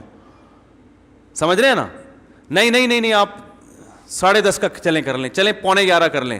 میں نے کہا مجھے پتا ہے لوگ نہیں آئیں گے, آپ لوگوں کو جو مرضی کہیں, میں اپنی نوٹ جو کر رہا ہوں 11 بجے پہنچا ہوں, تو 11 بجے بھی لوگ نہیں ہیں, گھر بیٹھے میں یار صوفے پہ چڑھ کے اصول میں انتظار کر رہے ہیں. تو بیان آدھے گھنٹے کا ہوگا, ٹائم اس میں 1.5-2 گھنٹے کا صرف ہوگا. تو یہ بڑی قوم میں دیکھو, جاپان میں ہم ازبکستان میں تھے, ٹرین کا ٹائم تاشقند میں ٹرین کا ٹائم تھا 7:28, صبح 7:30 بھی نہیں, 25 بھی نہیں, 7:15. ہمارے یہاں تو 6:45 اس طرح چل رہا ہوتا ہے نا, بلکہ 6:45 بھی نہیں, 6 بجے ٹرین کا ٹائم ہے صبح. تو 6 بجے میں ہم 8-10 گھنٹے احتیاطاً, وہ میں نے لطیفہ سنایا تھا نا جمعے کو, وہ 50-50 آیا کرتا تھا, تو اس میں ٹرینوں کے سسٹم دکھایا گیا نا, ڈرامہ آتا تھا پرانے زمانے میں مزاحیہ, تو ٹرینوں کی ناقص صورتحال اس میں دکھائی گئی کہ لاہور سے کچھ بچے ٹرین میں سوار ہوئے کراچی جانے کے لیے. پہلے تو ٹرینیں بہت لیٹ ہوتی تھیں, تو بچوں نے پینٹیں پہنی ہوئی ہیں, ان کا انٹرویو لیا گیا, کہاں جا رہے ہو جی؟ اسکول کی چھٹیاں گزارنے, ہم کراچی جا رہے ہیں. بڑی خوشی ہوئی. جب وہ کراچی پہنچے ہیں نا, تو بچے بڑے ہو چکے تھے, ان کی پینٹیں چڈیاں بن چکی تھیں, جوان بوڑھے ہو چکے تھے, یعنی کافی زندگی ان کی ٹرین میں گزر گئی کراچی پہنچتے پہنچتے. وہ بالکل صحیح نقشہ کھینچا. اور پھر اس میں دکھایا کہ ایک بوڑھا ہے, جو جوان ہے نا, بوڑھا ہو گیا تھا, وہ انتظار میں کہ کراچی کب آئے گا, بوڑھا ہو گیا. لیکن بیچارے کو جب پتہ چلا کراچی آئے, تو اس نے کھڑکی سے ہاتھ باہر نکالا, کراچی آ گیا, ہاں جی, ایک اور مر گیا. یعنی اس کی زندگی پوری ہو چکی. یہ ٹائم کی پابندی کا حال ہے ہمارے یہاں. بیٹھ جاؤ تو چلتی نہیں ہے, چل رہی ہے تو پھر وہ پتہ نہیں کب کہاں رک جائے. ٹھیک ہے نا, کیوں رکی ہے بھائی, کیا کیوں رکی ہے یہاں پہ, کوئی وجہ تو بتاؤ. تو انجن آ رہا ہے, انجن جا رہا ہے, فیصل آباد سے انجن آ رہا ہے, خالوان سے انجن آ رہا ہے, پتہ ہی نہیں کیا ہو رہا ہے, کون آ رہا ہے, کون جا رہا ہے. بیٹھ گئے, اللہ توکل پہ پہنچ جاؤ گے آپ, کہ کسی بھی دن پہنچ سکتے ہو بس آپ. ٹھیک ہے نا. تو یہ تو ہم سب کا المیہ ہے, ٹائم کی پابندی نہ کرنا. اس میں انسان ہے, اونچ نیچ ہو جاتی ہے, لیکن ایک حد ہونی چاہیے نا. تو کہاں سے کہاں, تو میں یہ کہہ رہا تھا کہ اب وہ اخلاق سے کام لیتے کہ 9 بجے ہے تو ایکچولی لوگوں کو بھاگنے میں ٹینشن ہوگی. 9 بجے میں اگر پبلک آئی تو کوئی کسی کو کھڈے میں نہ گر جائے, کوئی گٹر کے ڈھکن کہیں کھلا ہوا ہو وہ گر گیا.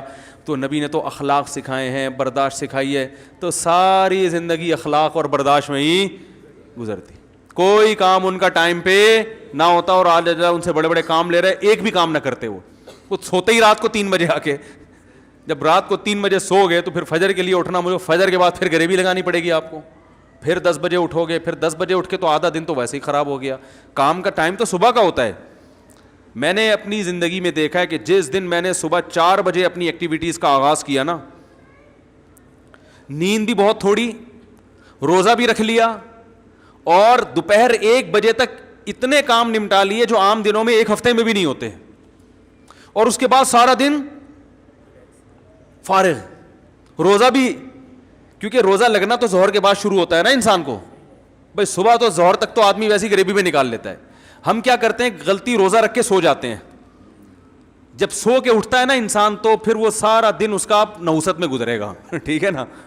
وہ طبیعت چڑچڑاپن پیدا ہو گیا, اور وہ نہ پان کھا سکتا ہے, نہ گٹکا کھا سکتا ہے, نہ چائے پی سکتا ہے. تو عجیب سے وہ بے برکتی. رسول اللہ صلی اللہ علیہ وسلم نے فرمایا, بورک لامتی فی بکورہا, اللہ نے میری امت کی برکت صبح کے وقتوں میں رکھی ہے. صبح 2 گھنٹے کام اور شام کے 6 گھنٹے برابر ہیں. اور یہ غیر مسلم اب اس پر آ رہے ہیں. چائنیز صبح, میں تھائی لینڈ میں تھا, میں نے صبح 6 بجے دیکھا مارکیٹیں کھلی ہوئی ہیں, آلو پیاز ٹماٹر بک رہے ہیں. ہم نے کہا یار ہمارے یہاں 6 بجے صبح جاؤ مارکیٹ, لوگ پاگل سمجھ کے آپ کو جیل میں بند کر دیں گے, یار یہ کچھ ذہنی مریض آ گیا. 12 بجے تک بھی مارکیٹیں کھلی نہیں ہوتی. 12 بجے آپ صدر میں جاؤ, کوئی بھی نہیں, بیٹھا ہی نہیں ہوگا کوئی. تو یہ نحوست, یہ بے برکتی کیوں ہے؟ ہم کمپرومائز میں لگے رہتے ہیں. یار وہ کیا کہے گا, یار وہ کیا کہے گا, یار یوں کیا ہوگا, فلانا کیا ہوگا, یار وہ کیا کہے گا, یار وہ ابھی 3 بجے اس نے بلایا ہے وہاں چلے جاؤ, 3:45 بجے اس کی دعوت ہے وہاں چلے جاؤ, آج اس نے حلوہ پوری لا کے رکھ دی ہے. اگرچہ مجھے ڈاکٹر نے منع کیا ہے کہ بھائی پھٹ جاؤ گے, مر جاؤ گے, دھماکے سے ہلاک ہو جاؤ گے, لیکن اگر میں نے حلوہ پوری نہیں کھائی تو کسی کا دل دکھانا اسلام میں بہت سخت گناہ ہے بھائی. اسلام کسی کا دل دکھانے کی, ہارٹ اٹیک سے مرنے کی اجازت دیتا ہے, برین ہیمریج سے فالج ہونے کی اجازت دیتا ہے, قومے میں لقمے میں جانے کی اجازت دے رہا ہے, مگر اسلام یہ کبھی نہیں کہتا کسی مسلمان کا دل دکھاؤ. لے آؤ 2 پوریاں اور لے آؤ بھائی. ایسا ہی ہو رہا ہے نا, میں غلط کہہ رہا ہوں؟ اخلاق اخلاق، او بھائی یہ والے اخلاق نبی نے نہیں سکھائے ہیں. یہ کون سے اخلاق کی بات کر رہے ہو یار؟ یہ والے تھوڑی سکھائے نبی نے، اصول پہ تھوڑی سمجھوتا ہوتا ہے.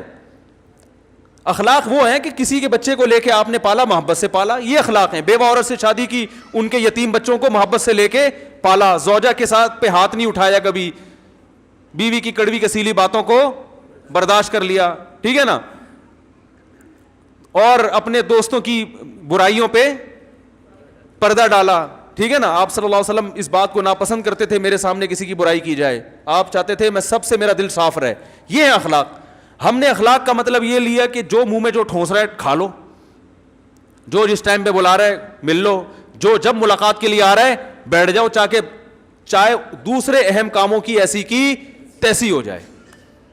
یہ جو لڑکے پڑھتے نہیں ہیں نا، ان کی ایک بڑی وجہ اخلاق بھی ہے. دوست احباب ہے، کبھی کوئی گٹر کے ڈھکن پہ لے کے بیٹھا ہوا ہے، اس کو کبھی کوئی اسنوکر کلب لے کے جا رہا ہے، وہ کہہ رہا ہے بھائی میں نے پڑھنا ہے، میرا MBBS میں میرے ابا نے اتنی مشکل سے میرا ایڈمیشن کروایا، مجھے پڑھنے دو. یار دوستی بھی کوئی چیز ہوتی ہے تو پھر لگا لو دوستی، بیٹھ جاؤ اس کے ساتھ. کبھی کہیں چلے گئے، کبھی کہیں چلے گئے، کبھی گٹر کے ڈھکن پہ بیٹھ گئے، اور کبھی جناب اسنوکر کلب چلے گئے. تو ڈاکٹر بنے گا. ہمارے محلے میں ایک ڈاکٹر تھے، چائلڈ اسپیشلسٹ. اب اتنی پرانی بات ہو گئی، ان کو نہیں پتہ چلے گا کہ میں ان کی بات کروں، کسی کو بھی پتہ نہیں چلے گا. وہ بچوں کا علاج کراتے تھے، ان کو علاج میں کوئی مزہ نہیں تھا. تو مجھے کسی نے ان کے بارے میں بتایا کہ یہ پڑھتے تو تھے ہی نہیں، تو یہ علاج کہاں سے کریں گے؟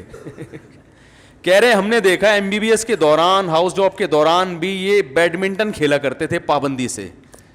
ان کو بیڈمنٹن کا شوق تھا تو یہ بیڈمنٹن کے ٹورنامنٹ میں زیادہ دلچسپی لیتے تھے اور کسی طرح امتحان گزارا چلا کے پاس کر دیتے. دوستی یاریاں بہت تھیں تو اس لیے دوستیوں یاریوں میں یہ بیڈمنٹن کو زیادہ فوکس کیا، لہذا اب ان کو آتا واتا کچھ بھی نہیں ہے.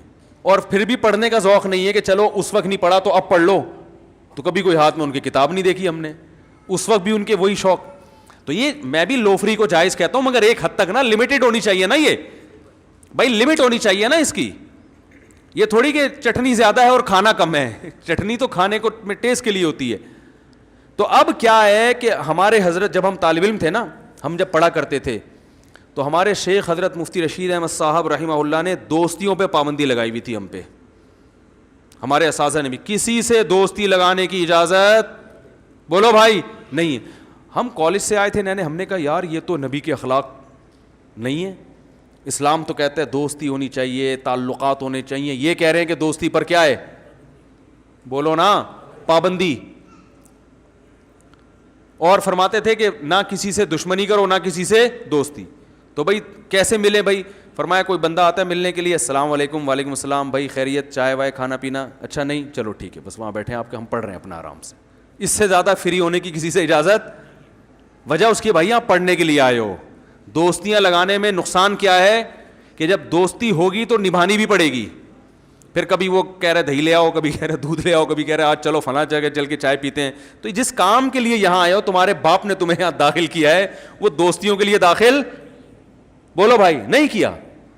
دوستیوں پر بھی پابندی. اور یہی ہمارے جتنے بڑے بڑے علامے دنیا میں گزرے ہیں یہ دوستیوں سے اپنے آپ کو بچاتے تھے.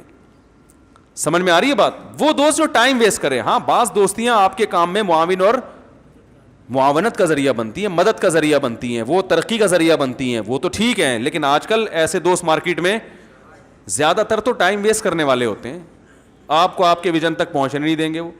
وہ دوستی جو آپ کی ترقی کا ذریعہ بنے، اس کا ویژن بھی وہی ہو جو آپ کا ویژن ہے، وہ دوستی تو اچھی چیز ہے. اس کے علاوہ رشتہ داروں کے ساتھ تو انسان بنا کے رکھے. دوستوں کو زیادہ، معذرت آپ لوگ کے بھی ایک دو دوست بیٹھے ہوئے ہوں گے سب کے ایک دوسرے کے، تو زیادہ فری کرانے کی ضرورت نہیں. ہاں میں نے بتایا وہ دوستی جو دین میں معاونت بنے. اچھا اس میں ایک بات میں یہ بتا دوں، بعض لوگ ایسے ہوتے ہیں کہ وہ میرا بیان سن کے اچھے دوست کو بھی کاٹ دیں گے، دوست لیس ہو جائیں گے، تو پھر وہ اور کوئی ایکٹیویٹی ہے نہیں، تو پھر ان کا خطرہ ہوتا ہے کہ اچھی دوستی کاٹ کے بری دوستیوں میں نہ پڑ جائیں. تو some thing is better than nothing کے طور پر ہم کو کہتے ہیں کہ یار ایسا نہ ہو کہ چرس اور سٹے والوں کے ساتھ جا کے بیٹھنا شروع کر دو. تو تمہارا دوست اگر شراب نہیں پیتا، کوئی اتنی بری بات ہے، تو چلاتے رہو، ٹائم ہی ویسٹ کر رہا ہے نا. کیونکہ اگر تم نے اس سے دوستی چھوڑ دی تو پھر اتنا تم نیک تو ہونی کہ کتاب لے کے بیٹھ جاؤ ہیں سیرت پہ کتابیں پڑھنا، تم پھر گٹر کے ڈھکن پہ جا کے بیٹھنا شروع کر دو گے لڑکوں کے ساتھ. اور ٹائم تو ہر چیز ہر ایک کے لیے نہیں ہوتی. تو رسول اللہ صلی اللہ علیہ وسلم کے اخلاق کیا ہیں؟ چور کا ہاتھ کاٹنا. زانی کے بارے میں اخلاق کیا ہیں؟ بولو بھائی, 100 کوڑے لگائے جائیں گے اس کو کھلے عام. شرابی کے بارے میں اسلام کی سزا کیا ہے؟ کھلے عام 80 کوڑے مارو اس کو, کم وقت کو, ٹھیک ہے نا. اگر پکڑا گیا نا بدبو منہ سے آ رہی ہے اور آپ نہ ماریں, اسلامی حکومت کا کام ہے یہ. وجہ اس کی یہ ہے کہ بھائی اگر یہ چور کا ہاتھ کاٹا, حالانکہ 10,000 20,000 کی چوری کی, ہاتھ تو کروڑوں کا ہے. بات یہ ہے کہ چوری ایک ایسا جرم ہے کہ یہ اتنی آسانی سے اتنا کچھ انسان کما لیتا ہے کہ اس جرم میں اسباب کی دنیا میں توبہ کرنے کا امکان بہت کم ہوتا ہے. میں سمجھا پا رہا ہوں اپنی بات؟ چور توبہ بھی کرتے ہیں لیکن توبہ کرنے والوں کا ریشو کم ہوتا ہے. کیوں؟ جس گناہ میں محنت کم ہو, لذت بہت زیادہ ہو, وہ گناہ انسان مشکل سے چھوڑتا ہے. یہ گراؤنڈ ریئلٹی ہے. محنت کم اور پھل, بولو نا بھائی, زیادہ, اس میں مزے بڑے آتے ہیں انسان کو. اب دیکھو 20,000 روپے کمانے کے لیے ایک متوسط درجے کا آدمی کو کم از کم بھی 2 ہفتے لگانے پڑتے ہیں. رکشہ چلائے گا, اوبر چلائے گا, ٹیکسی چلائے گا. ایک نارمل آدمی ٹھیک ٹھاک کرنا پڑتا ہے نا اس کو. چور کو کچھ بھی نہیں کرنا پڑتا. چور نے دیکھا آپ کی قیمتی گھڑی رکھی ہے, یوں کیا, تھوڑا سائڈ پہ کر دیا, پھر وہ حالات کا جائزہ لے گا. اس کو پتہ چلا, نہیں پتہ چلا, چلو اٹھا کے جیب میں, چلو نکلو بھائی پتلی گلی سے. بس میں جا رہا ہے اور بھائی خیریت سے آپ, جیب میں ہاتھ ڈالا, بیٹھے بیٹھے 1,000 روپے کما لیے. اور اگر پورا بٹوا آ گیا, جتنے پیسے سارے آپ کے ہو گئے. پھر وہ ایک دن میں جب گنے گا جا کے نوٹ کہ یار یہ تو ماشاءاللہ 20,000 روپے, کیا کچھ نہیں کرے گا, تو پھر وہ ہر ایک کو اسی نیت سے دیکھے گا. وہ مفتی صاحب کو بھی اسی نیت سے دیکھے گا, گلے ملتے ہوئے یوں یوں کر کے ہاتھ مارے گا. پھر اس کا دن بھر کا کام ہی یہ بن جاتا ہے, کیونکہ اس میں اتنا زبردست چسکا ہے. انگریز تو یہ دیکھتا ہے کہ 20,000 کی چوری کی اور ہاتھ کروڑوں روپے کا کٹ رہا ہے. اسلام یہ دیکھتا ہے کہ یہ 20,000 کی چوری صرف 20 کی نہیں ہے, یہ ساری زندگی لوگوں کی جیبیں ہی صاف کرے گا. اور جب اس کے پاس زیادہ پیسہ آ جائے گا تو پھر یہ چھوٹی موٹی چوریاں نہیں کرے گا, یہ پاکستان کا صدر بنے گا. پھر سمجھ آئی؟ پھر اسٹیل مل کو کھائے گا, پھر اندرون سندھ لوگوں کی زمینیں ہڑپ کرے گا. پھر اس کو اس کا چسکا لگ کے, پھر ایسا چسکا لگے گا, پھر یہ تھوڑے تھوڑے پیسوں کی خاطر لوگوں کو قتل بھی کرے گا. بات آ رہی ہے سمجھ میں؟ پھر جب اس پر کیس بنے گا تو اتنا کما چکا ہوگا یہ کہ ججوں کو بھی خرید لے گا. یہ اسلام نے شروع سے ہی بتا دیا بھائی ہاتھ کاٹو, ختم. ساری دنیا میں ایک علامت ہوگی کہ یہ چور ہے, صحیح ہے نا, اس سے بچ کے رہو. اور جس ہاتھ سے چوری کرتا تھا وہ ہاتھ کٹ گیا. میں سمجھا پا رہا ہوں اپنی بات؟ تو اخلاق کا تقاضا ہے کہ چور کا ہاتھ کاٹا جائے. یہ اخلاق کا تقاضا ہے. کس سے اخلاق؟ لوگوں کے ساتھ اخلاق کا, لوگوں کی خیر خواہی اس میں کہ چوروں کا ہاتھ کاٹ دیا جائے, پبلک کی خیر خواہی. اب آپ اخلاق میں چور پر تو ترس کھا رہے ہو, جن کی چوریاں ہو رہی ہیں ان پہ ترس نہیں کھا رہے. بھائی آپ کہتے ہو چور کو پکڑ کے کوڑے لگاؤ, جیل میں ڈال کے چھوڑ دو, تو جیل میں ڈال کے جب چھوڑو گے تو وہ کہے گا یار پچھلی دفعہ جو غلطی کی تھی اس دفعہ وہ نہیں ہوگی. وہ ٹرینڈ ہو کے نکلے گا, وہ کبھی بھی نہیں چھوڑے گا. وہ کہے گا جب میں اتنے سال جیل میں رہا تو میں تو ویسے ہی اتنا کما سکتا تھا, نہیں کمایا, اب تو میں نے اس کو بھی تلافی بھی کرنی ہے. نمبر 2, طریقہ ایسا ہونا چاہیے کہ یہ غلطی دوبارہ نہ ہو. وہ ایک چور کو نا جج نے پکڑا, عدالت میں لے کر گئے نا, جج نے کہا کہ تم نے اتنی ہوشیاری سے چوری کی ہے کہ کسی کو کانوں کان خبر نہیں ہوئی. کہہ رہے سر آپ پہلے آدمی ہیں جنہوں نے میری تعریف کی ہے, میرے ہنر کی. وہ جج کہہ رہے میں تعریف نہیں کر رہا بھائی تیری. تو چور تو نا اس کو کمال سمجھتا ہے کہ میں نے اتنے لوگوں کی جیبیں صاف کر دی, پتہ ہی نہیں چلا. اور یہ ہوتے ہیں کم وقت ایسے. ہمارے ایک دوست ٹاور پہ نا, یہ جو ٹاور سے صدر سے ٹاور جو بسیں جاتی ہیں, ان میں جیب کترے پہلے بہت ہوا کرتے تھے, اب کا مجھے نہیں پتا, یہ 90s کی بات کر رہا ہوں. جیب کترے اس وقت بہت ہوتے تھے. تو ہمارے ایک دوست اپنا ایک نیا بٹوا لے کے, نیا پرس لے کے اسی نیت سے چڑھے کہ آج میں نے جیب کترے کو پکڑنا ہے, آج میں نے اس کو پکڑنا ہے. بس میں چڑھے صدر سے اور جان کر ایسے سفر کیا, اور بار بار اپنے بٹوے پہ ہاتھ مار رہے ہیں تاکہ چور ادھر آئے. بٹوے میں تھا کچھ بھی نہیں, تاکہ کوئی بھی جیب کترا آئے اور نکالے تو میں پکڑوں گا اس کو. اور ہیں بھی ماشاءاللہ پٹھان, بڑے مضبوط آدمی. انہوں نے کہا اب تو میں پکڑ لوں گا اس کو. تو یہ کھڑے ہوئے دیکھ رہے ہیں بار بار جیب کی طرف, یوں نا ایسے اداکاری کر رہے ہیں کہ جیسے ابھی بس کہہ رہے میں مجھے اپنا واقعہ خود سنا رہی ہے, کہہ رہے میں یوں کر رہا ہوں, ایسے چیک کر رہا ہوں, ہوتے ہوتے میں نے کہا یار آج کوئی بھی نہیں آ رہا, اور ایسے کرتے کرتے ٹاور پہ اتر گیا, میں جیب میں ہاتھ ڈالا تو بٹوا نہیں ہے.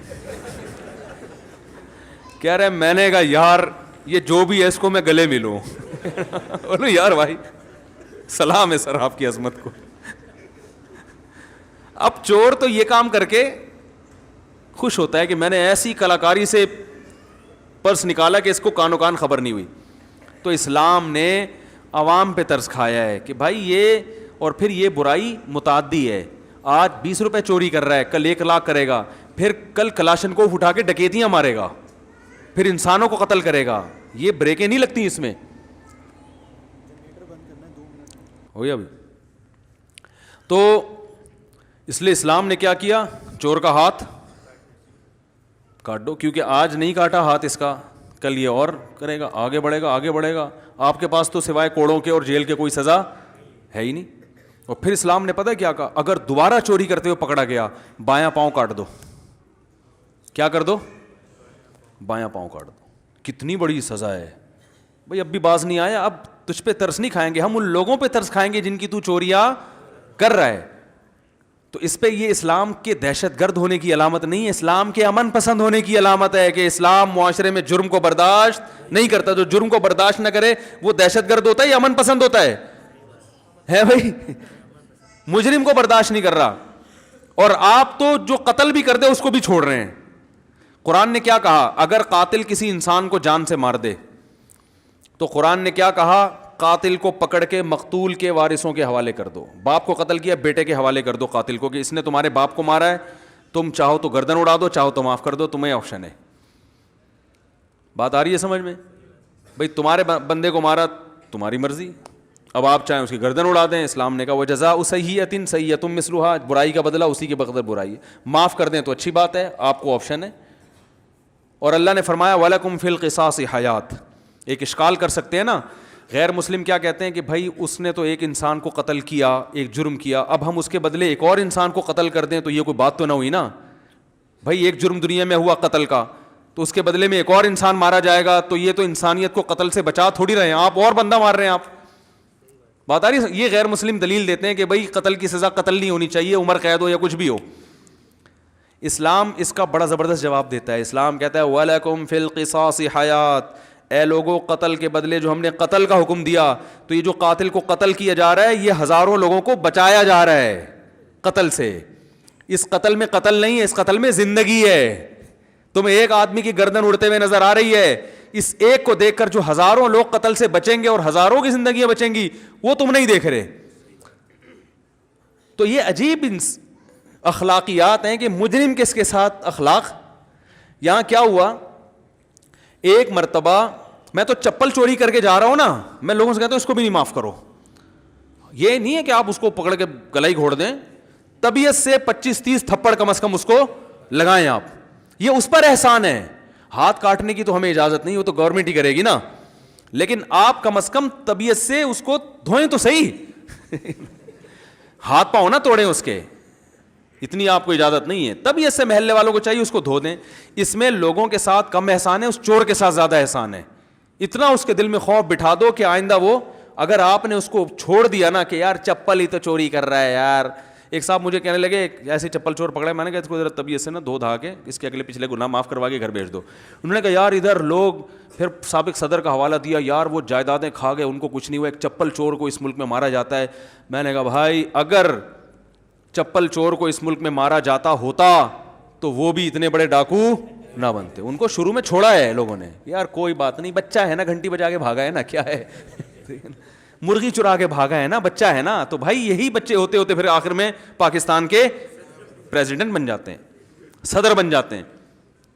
میں کسی مخصوص صدر کی طرف اشارہ نہیں کر رہا کہ آپ بولیں کہ وہ کون سا صدر بھائی, تو بھائی پاکستان کا بہت سارے صدر گزرے, ان میں سے کوئی بھی ہو سکتا ہے.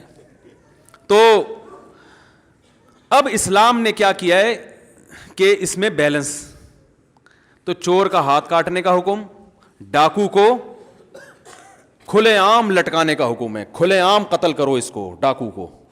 اس کی سزا چور سے, اچھا دایاں ہاتھ کاٹا جائے گا, پھر بایاں پاؤں کاٹا جائے گا. اب تیسری دفعہ چوری کرے تو کیا ہوگا, اس میں پھر فقہا کا اختلاف ہے کیونکہ قرآن و سنت یہاں پر خاموش. امام شافعی کہتے ہیں دوسرا پاؤں بھی کاٹا جائے گا, لیکن امام حنیفہ کہتے ہیں کہ اب مزید ہاتھ پاؤں نہیں کاٹا جائے گا. وجہ اس کی ہے کہ دوسرا ہاتھ کاٹ دیا تو وہ مردوں کی طرح ہو جائے گا, اور قتل کی ہمیں اجازت, چوری پہ قتل کی سزا نہیں ہے, لہٰذا اب کوڑے ہی ہیں اس کے علاوہ. ٹھیک ہے نا, کہ بھائی تو اتنا اول تو وہ کرے گا نہیں, اب ہاتھ بھی کٹ گیا پاؤں بھی کٹ گیا تو بیساکھی سے چل کے کہاں جائے گا, چوریاں محدود ہو جائیں گی.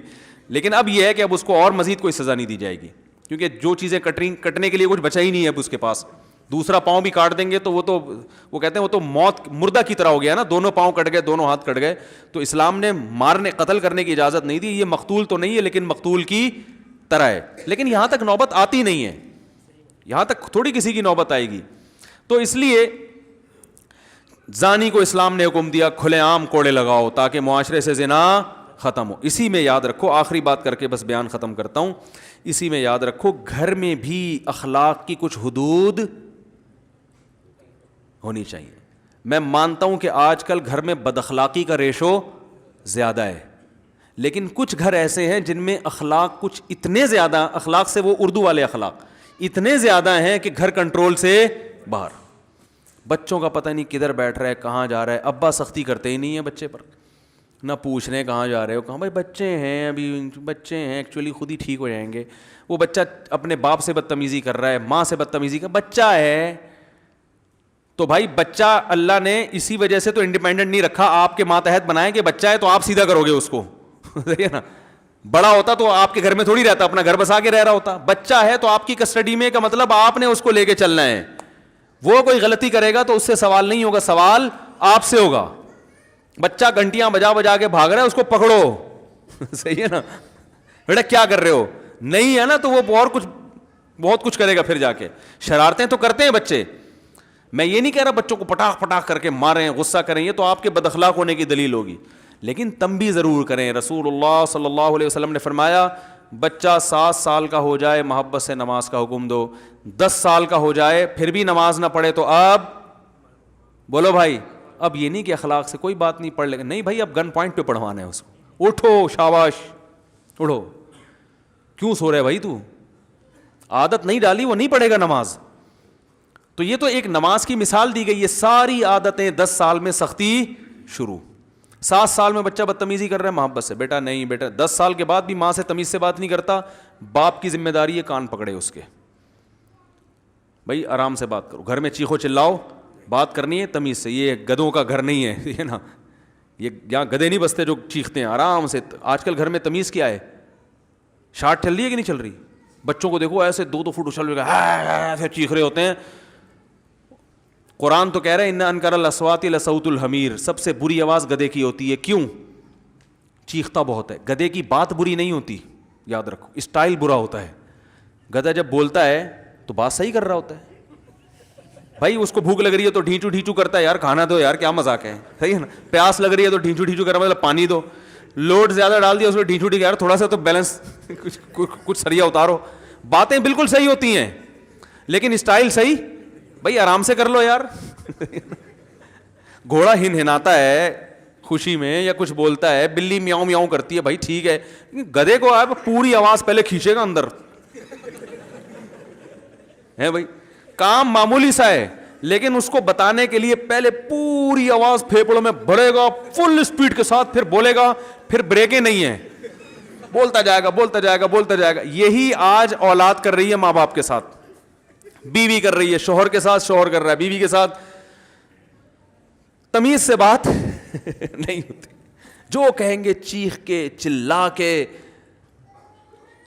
تو یہ کیا ہے, یہ اس لیے کہ بچپن میں جب کنٹرول کرنے کی عمر تھی اس وقت ماں باپ نے کنٹرول نہیں کیا, یا کنٹرول تو کیا لیکن خود ان کے سامنے چیختے چلاتے رہتے ہیں. عورت اپنے شوہر کے سامنے کہتی کیا ہے, تمیز نہیں ہے, میں مجھے روٹی نہیں مل رہی اس گھر میں, مجھے آرام سے بولو. بھائی نہیں, چیخ رہی ہے بیٹی کے سامنے, تو اب بیٹی کو جب وہ سمجھائے گی بیٹا آرام سے بات کرو, تو کرے گی وہ, بولو نا بھائی, کرے گی نہیں کرے گی. وہ کہے گی آرام سے بات ہو رہی تو آپ کیوں چیخ رہی تھی اس دن. باپ جب اپنے ابا کے سامنے یا بیگم کے سامنے یا ویسے ہی کہیں چیخ رہا ہے, وہ پورے گلے پھاڑ پھاڑ کے بات کر رہا ہے, پھر وہ جب بیٹے سے کہا بیٹا تمیز سے بات کیا کرو, گدھوں کی طرح چیخنا اسلام میں پسندیدہ نہیں ہے, تو بچہ ادب میں ہو سکتا ہے کہے گا تو کچھ نہیں آپ کو, لیکن دل میں سوچے گا کہ یار یہ گدھوں کی طرح چیخنا صرف میرے لیے حرام ہے یا آپ کے لیے بھی حرام ہے. بولو نا بھائی کیا ہو گیا. تو میں بچوں سے تو کہتا ہوں ابا چیخ رہے ہیں ان کو چیخنے دو, آپ سے ابا کے بارے میں سوال نہیں ہوگا, لیکن خود بہرحال اپنے آپ کو کنٹرول کرو. اور والدین کو بھی چاہیے کہ اولاد کو کیا کریں, چلو میں کہتا ہوں خود چیخ رہے ہیں تو اولاد کو بتا دیں ہم چیخ رہے ہیں, ہمیں نے کہیں سے فتویٰ لیا ہوا ہے اپنے لیے, مگر تمہیں چیخنے کی اجازت نہیں ہے, ہم تمہیں سیدھے لے کے چلیں گے. اب ابا اگر چھٹا لگاتے ہیں تو یہ تھوڑی کہ بچے کو بھی لگانے دیں.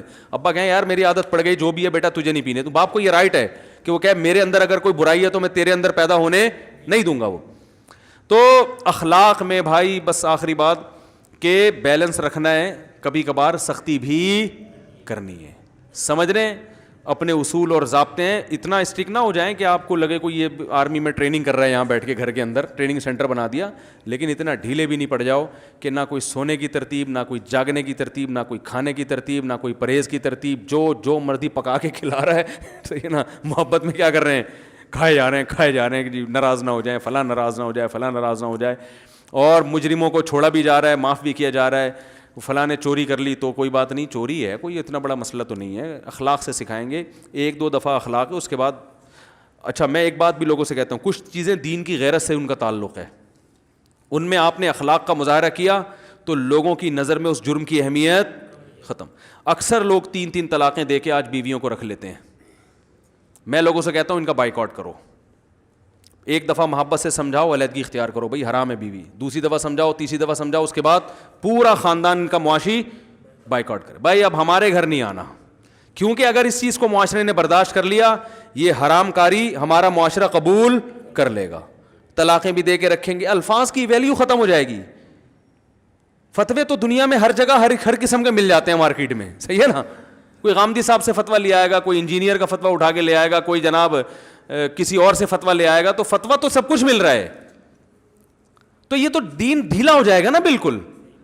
بھائی جس کو 3 کو 3 قرار دینا ہے وہ کسی دیوبندی سے فتویٰ لے آئے گا, جس کو کہہ رہا ہے کہ نہیں ایک صحیح ہوتی ہے وہ اہل حدیث سے فتویٰ لے آئے گا. میں نے ایسے بھی دیکھے بیگم حنفی سے فتویٰ لے رہی ہے اور میاں اہل حدیث سے فتویٰ لے رہا ہے, بیگم کہہ رہی ہے مجھے نہیں رہنا, ہو گئی طلاق, شوہر کہہ رہا ہے ہوئی نہیں ہے میں نے اہل حدیث سے فتویٰ لیا ہے. تو یہ اسلام کے نام پہ تماشا بنے گا کہ نہیں بنے گا؟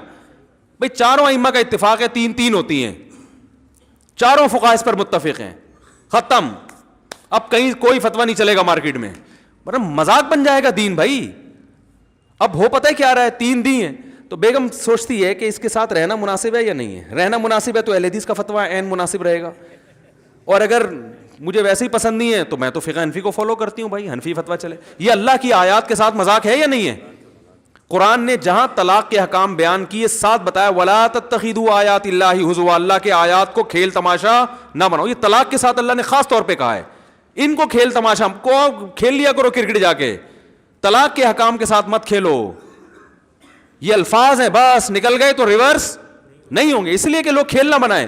دیکھو اسلام نے کیا کہا, ثلاث جدہن جد وہزلہن جد, 3 چیزیں حقیقت بھی حقیقت اور مذاق بھی حقیقت, اس میں طلاق بھی ہے. کیوں؟ کل کوئی بولے گا بھائی میری تو نیت ہی نہیں تھی طلاق دینے کی, میں تو مذاق کر رہا تھا. اب کیا پتہ چلے گا کون مذاق کر رہا ہے, کون سنجیدہ ہے, کون غصے میں ہے. لوگ کہتے ہیں ہم نے غصے میں دی ہیں تو نہیں ہوئی. اور بھائی کوئی غصے کا تھرمامیٹر لے کے کوئی بیٹھا ہوگا کہ آپ غصے میں تھے یا مذاق میں تھے, یا میٹر صحیح تھا یا آپ کا میٹر شارٹ چل رہا تھا, کیا تھا؟ تو نہ غصے کا اس سے کوئی تعلق ہے, نہ محبت کا اس سے. اسلام نے کہا الفاظ. آپ نے اگر نکاح میں قبول کر لیا تو نکاح ہو گیا نا. اب آپ نے قبول کر لیا, دلہن جب سامنے آئی تو پسند نہیں آئی آپ کو, آپ کہہ رہے ہیں میں تو بہت غصے میں تھا, میں نے غصے میں قبول کیا ہے.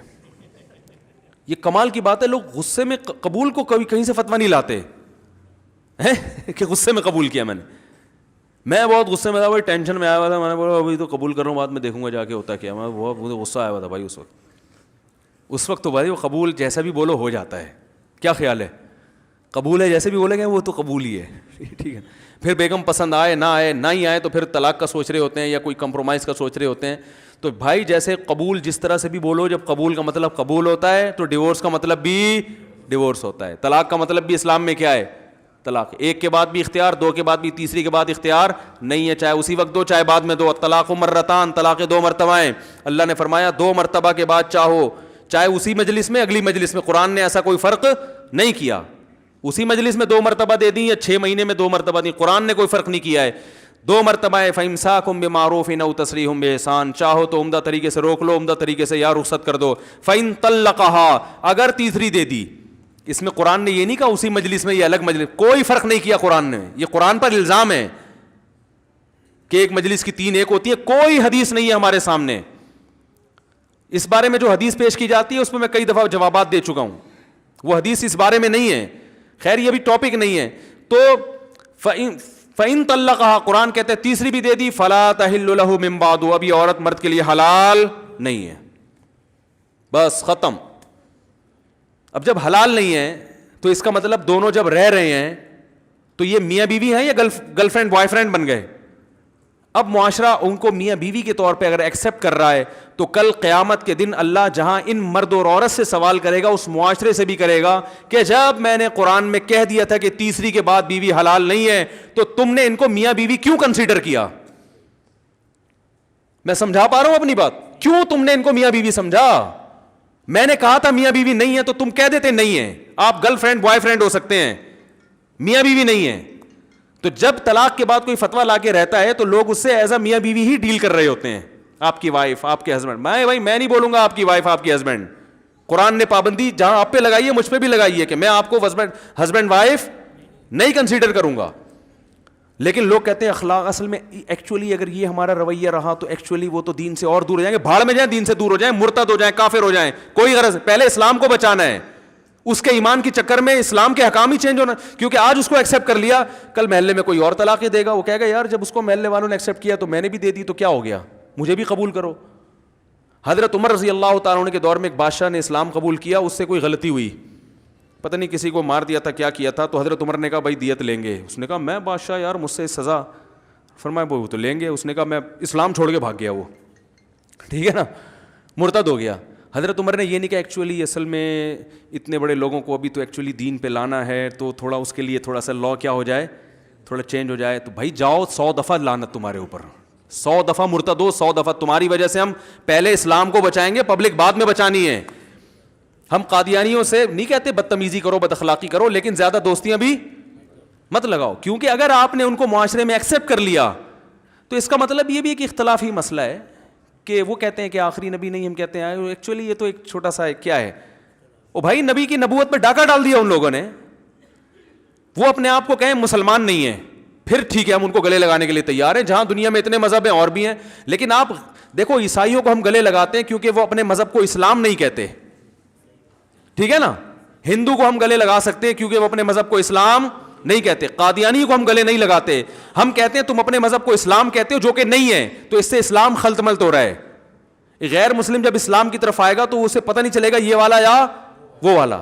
آپ اپنے اوپر سے اسلام کا لیبل ہٹا لو, ہم قادیانی کو بھی گلے لگانے کے لیے تیار ہیں.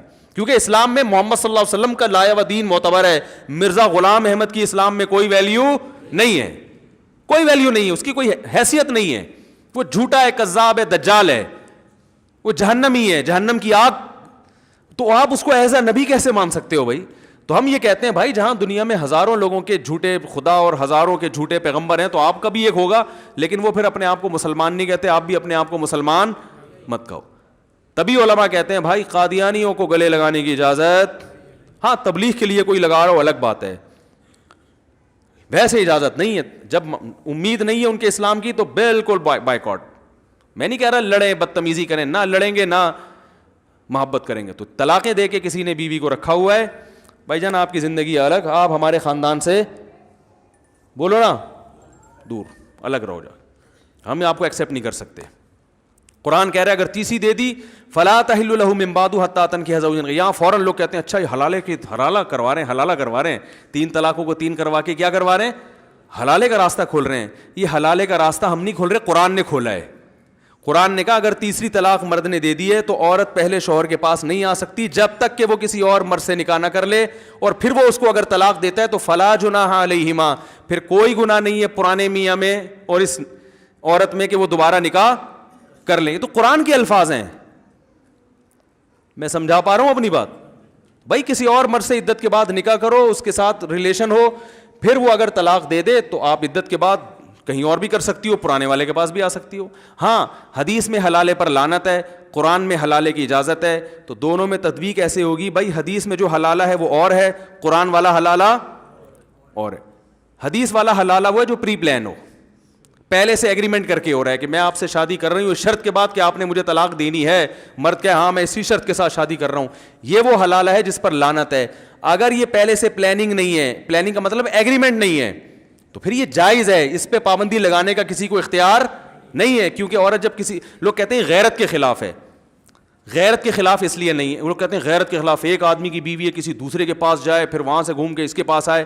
او بھائی جان, ایک آدمی کی بیوی ہے ہی نہیں ہے, صحیح ہے نا, اس نے طلاق دے دی, عدت ہو گئی, اس کا اس سے کوئی, وہ جہاں چاہے نکاح کرے. کسی کی طلاق یافتہ سے نکاح کرنا غیرت کے خلاف ہے کیا؟ یہ تو سنت ہے.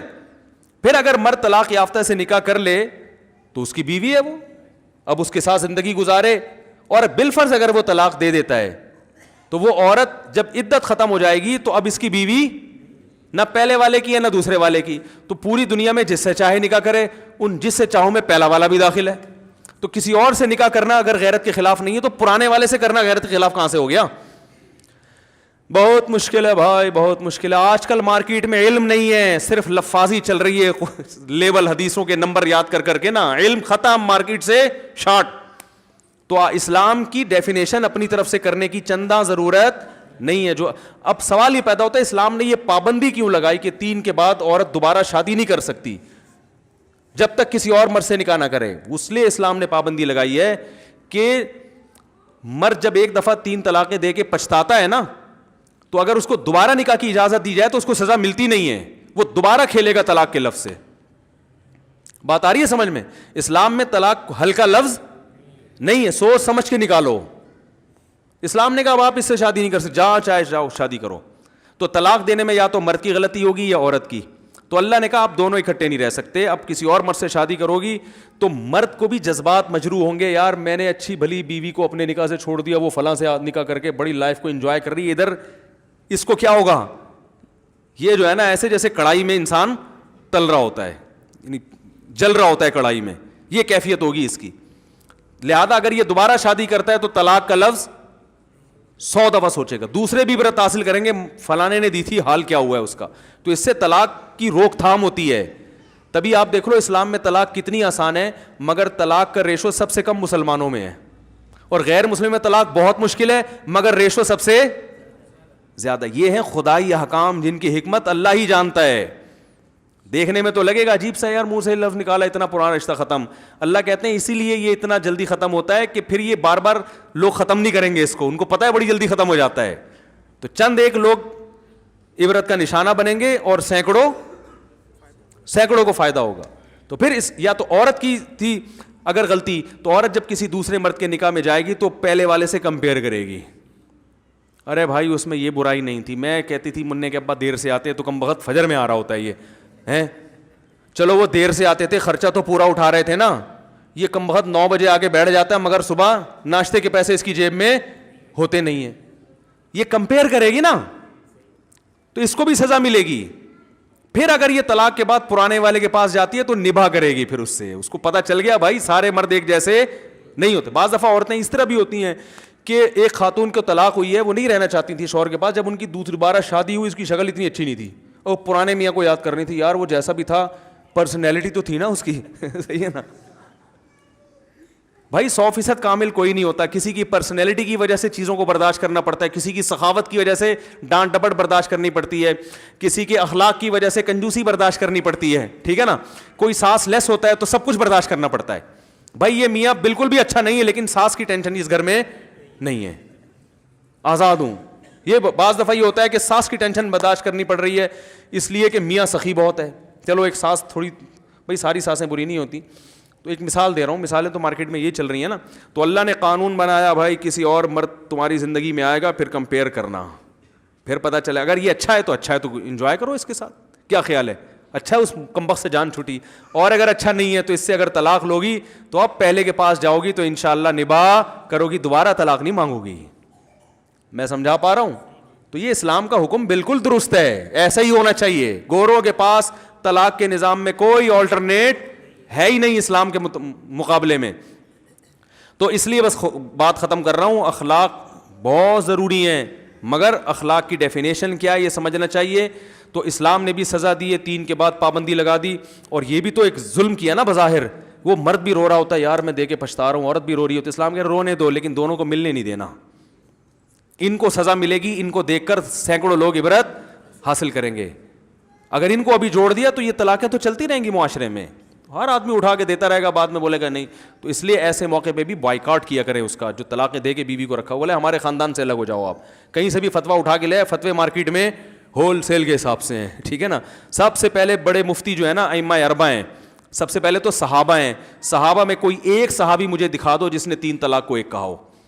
ایک اہل حدیث تھے انتہائی احترام کے ساتھ, انہوں نے مجھے کہا کہ حدیث, میں نے قرآن کی آیتیں پڑھی نا 3 ہوتی ہیں, انہوں نے کہا حدیث سے کیا, میں نے کہا قرآن میں کیا ہے, انہوں نے کہا نبی صلی اللہ, قرآن کو زیادہ نبی نے سمجھا یا آپ سمجھ رہے ہیں.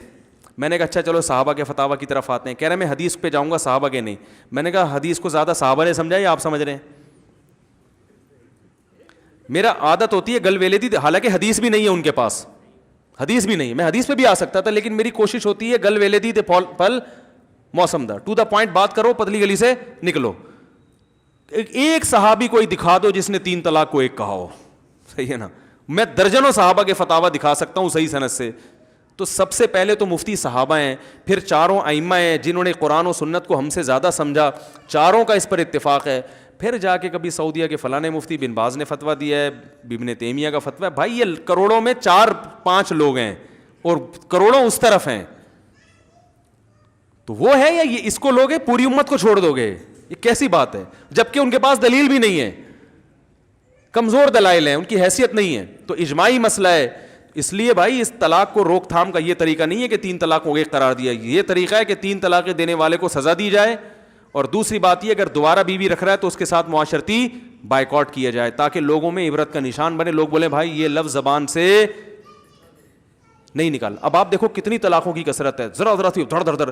ہم نے اپنے بڑوں کو دیکھا ہے, بزرگوں کو دیکھا ہے, ان میں بھی اختلاف ہوتے تھے, میاں بیوی میں جھگڑے ہوتے تھے, برتن بھی پھینکتے تھے. پہلے زمانے میں ہم اپنے لوگوں میں دیکھا کرتے تھے, رشتہ داروں میں ادھر ادھر, بعض غصے کے میاں تیز ہوتے ہیں, اٹھا کے برتن پھینک رہے ہیں, دروازے توڑ رہے ہیں, سب کچھ ہو رہا ہے, طلاق نہیں ہوتی تھی. ہو کر کے پھر آپس میں خاندان والے جڑا دیے, چلو بیٹھو ٹھنڈا ٹھنڈا بوتل لے کر آؤ, گٹکا لے کر آؤ, پان لے کر آؤ. بیوی بھی لڑ کے یوں چلے گئی, یہ چلا گیا, بہت کچھ ہوتا تھا, طلاق کا لفظ نہیں ہوتا تھا. اب ذرا سا غصہ آئے, بات شروع کہاں سے ہوتی ہے؟ طلاق سے. وجہ اس کی ہے کہ اس لفظ کی ویلیو کم ہو گئی ہے, صحیح ہے نا. یہ جو جتنا بھاری تھا نا, کیونکہ آپشن بہت سارے مختلف ڈیزائن کے فتاویٰ مارکیٹ میں آ گئے ہیں, ٹھیک ہے نا. ایک دل میں ہوتا ہے کہ یار کچھ ابھی دے دو, پھر دیکھا جائے گا ہوئی ہے کہ نہیں ہوئی, بعد میں دیکھیں گے. تو اخلاق میں بھائی سزا بھی داخل ہے, اور اپنے اصول اور ضوابط کی مضبوطی بھی اخلاق میں داخل ہے. تو بیلنس کر کے چلنا چاہیے. یہی نبی صلی اللہ علیہ وسلم کے اخلاق ہیں اور یہی اسلام کی خوبی ہے. اسی بیس پہ اللہ نے فرمایا انک لعلی خلق عظیم, آپ ہر لحاظ سے اونچے اخلاق پر ہیں, ہر چیز کو بیلنس کر کے چل رہے ہیں آپ. ایسا بہترین بیلنس محمد صلی اللہ علیہ وسلم کے علاوہ اس کائنات میں کسی کی زندگی میں آپ کو نظر نہیں آئے گا. تبھی آپ صلی اللہ علیہ وسلم بہت تھوڑے عرصے میں بہت بڑی کامیابی آپ نے حاصل کی. اللہ تعالیٰ عمل کی توفیق. اور جلدی سوال جلدی اسپیڈ میں ٹھیک ہے, جو جانا چاہیں جائیں, جو اپنی مرضی سے بیٹھنا چاہیں بیٹھیں, جو درمیان میں اٹھ کے جانا چاہیں وہ درمیان میں جا سکتے ہیں. پہلا سوال مفتی صاحب, آپ کے کی وجہ سے بیان نہیں ہو رہے تھے, جس سفر کی وجہ سے بیان نہیں ہو رہے تھے, جس کی وجہ سے بڑا ٹریک بدل گیا, میرا ٹریک ہی بدل گیا اور میں برے کاموں میں مبتلا ہو گیا, اب شرمندگی سے نماز میں دل نہیں لگتا, برائے مہربانی رہنمائی فرمائیں. بھائی دیکھو, جب برائی میں کی عادت پڑ جائے, اس کا سب سے بہترین طریقہ ہے تبلیغ میں نکل جاؤ. کافی دن جب جماعت میں نکالو گے نا, برائی سے دور رہو گے, تو انشاءاللہ برائی سے بچنے کی عادت پڑ جائے گی. مفتی صاحب, نکاح کرنے سے اگر والدین روکیں تو کیا ان کی اگر اپنے خرچے پہ کر رہے ہو تو والدین کو روکنے کا حق نہیں ہے. مفتی صاحب کسوں پر خریدو, اور بہت دفعہ بتا چکا ہوں. مفتی صاحب ہاتھ سے سر کا مسا کر کے دکھائیں. بھائی مسا ایسے ہوتا ہے, ہاتھ گیلے کیے, یوں کیا بس, اور بعض دفعہ حدیث میں واپس لانا بھی ثابت ہے, تو یا تو صرف یوں کر کے پیچھے لے جاؤ یا واپس بھی لے آؤ, دونوں طرح جائز ہے. یہ جو ٹیکنیکل طریقہ ہے نا مسا کا, یہ والا, یہ یوں کر کے 3 انگلیاں, پھر یوں لے گئے, پھر یہ لوگوں سے تو بن ہی نہیں رہا ہوتا, یہ کہیں ثابت نہیں ہے. صحیح ہے نا, ہاتھ گیلے کیے, تمیز سے یوں کیا, بس ختم, اور کانوں کا مسا کیا, بس ختم, اس کے بعد پتلی گلی سے نکل جاؤ. یہ ٹیکنیکل طریقہ مسا اسلام میں نہیں ہے. اچھا میرے بھائی، اللہ کی راہ میں مال خرچ کرنے کا سب سے بہترین راستہ کون سا ہے؟ مختلف جگہ ہیں بھائی، سب جگہ خرچ کیا کرو، والدین پر، رشتہ داروں پر، غریبوں پر، مدارس پر، مساجد پر، تبلیغ پر، جتنے مد ہیں سب میں تھوڑا تھوڑا خرچ کیا کرو۔ مفتی صاحب، قوم سمود کی بستی کہاں واقع ہے؟ گوگل میپ پہ دیکھ کے بتاؤں گا۔ ابھی شارٹ سوال پوچھو یار، پورے جغرافیائی سوال پوچھ رہے۔ 2 سجدوں کے درمیان اور رکوع کے بعد، یہ تو سوال آج گوگل میں ڈالو آ جاتے ہیں یار۔ 2 سجدوں کے درمیان رکوع کے بعد یعنی قوم اور جلسہ کی دعائیں واجب ہیں، سنت مستحب ہیں۔ 2 سجدوں کے درمیان اللہم اغفر لی ورحمنی وعافنی وہدنی ورزقنی وجبرنی، یہ بہتر ہے، پڑھ لیا کریں۔ لیکن فرض نماز میں امام کو چاہیے مختصر نماز پڑھائے، ساری لمبی لمبی دعائیں نہ پڑھے اس میں، ٹھیک ہے نا۔ اور مفتی صاحب، قیامت کب آئے گی اور اس کی کیا نشانیاں ہیں؟ قیامت کیلنڈر میں دیکھ لیں، سب کچھ لکھا ہوتا ہے نا گوگل کیلنڈر میں، یہ کرسمس کا دن ہے، یہ عید الفطر ہے، یہ رمضان ہے، یہ تو اس میں قیامت کا بھی لکھا ہوا ہوگا۔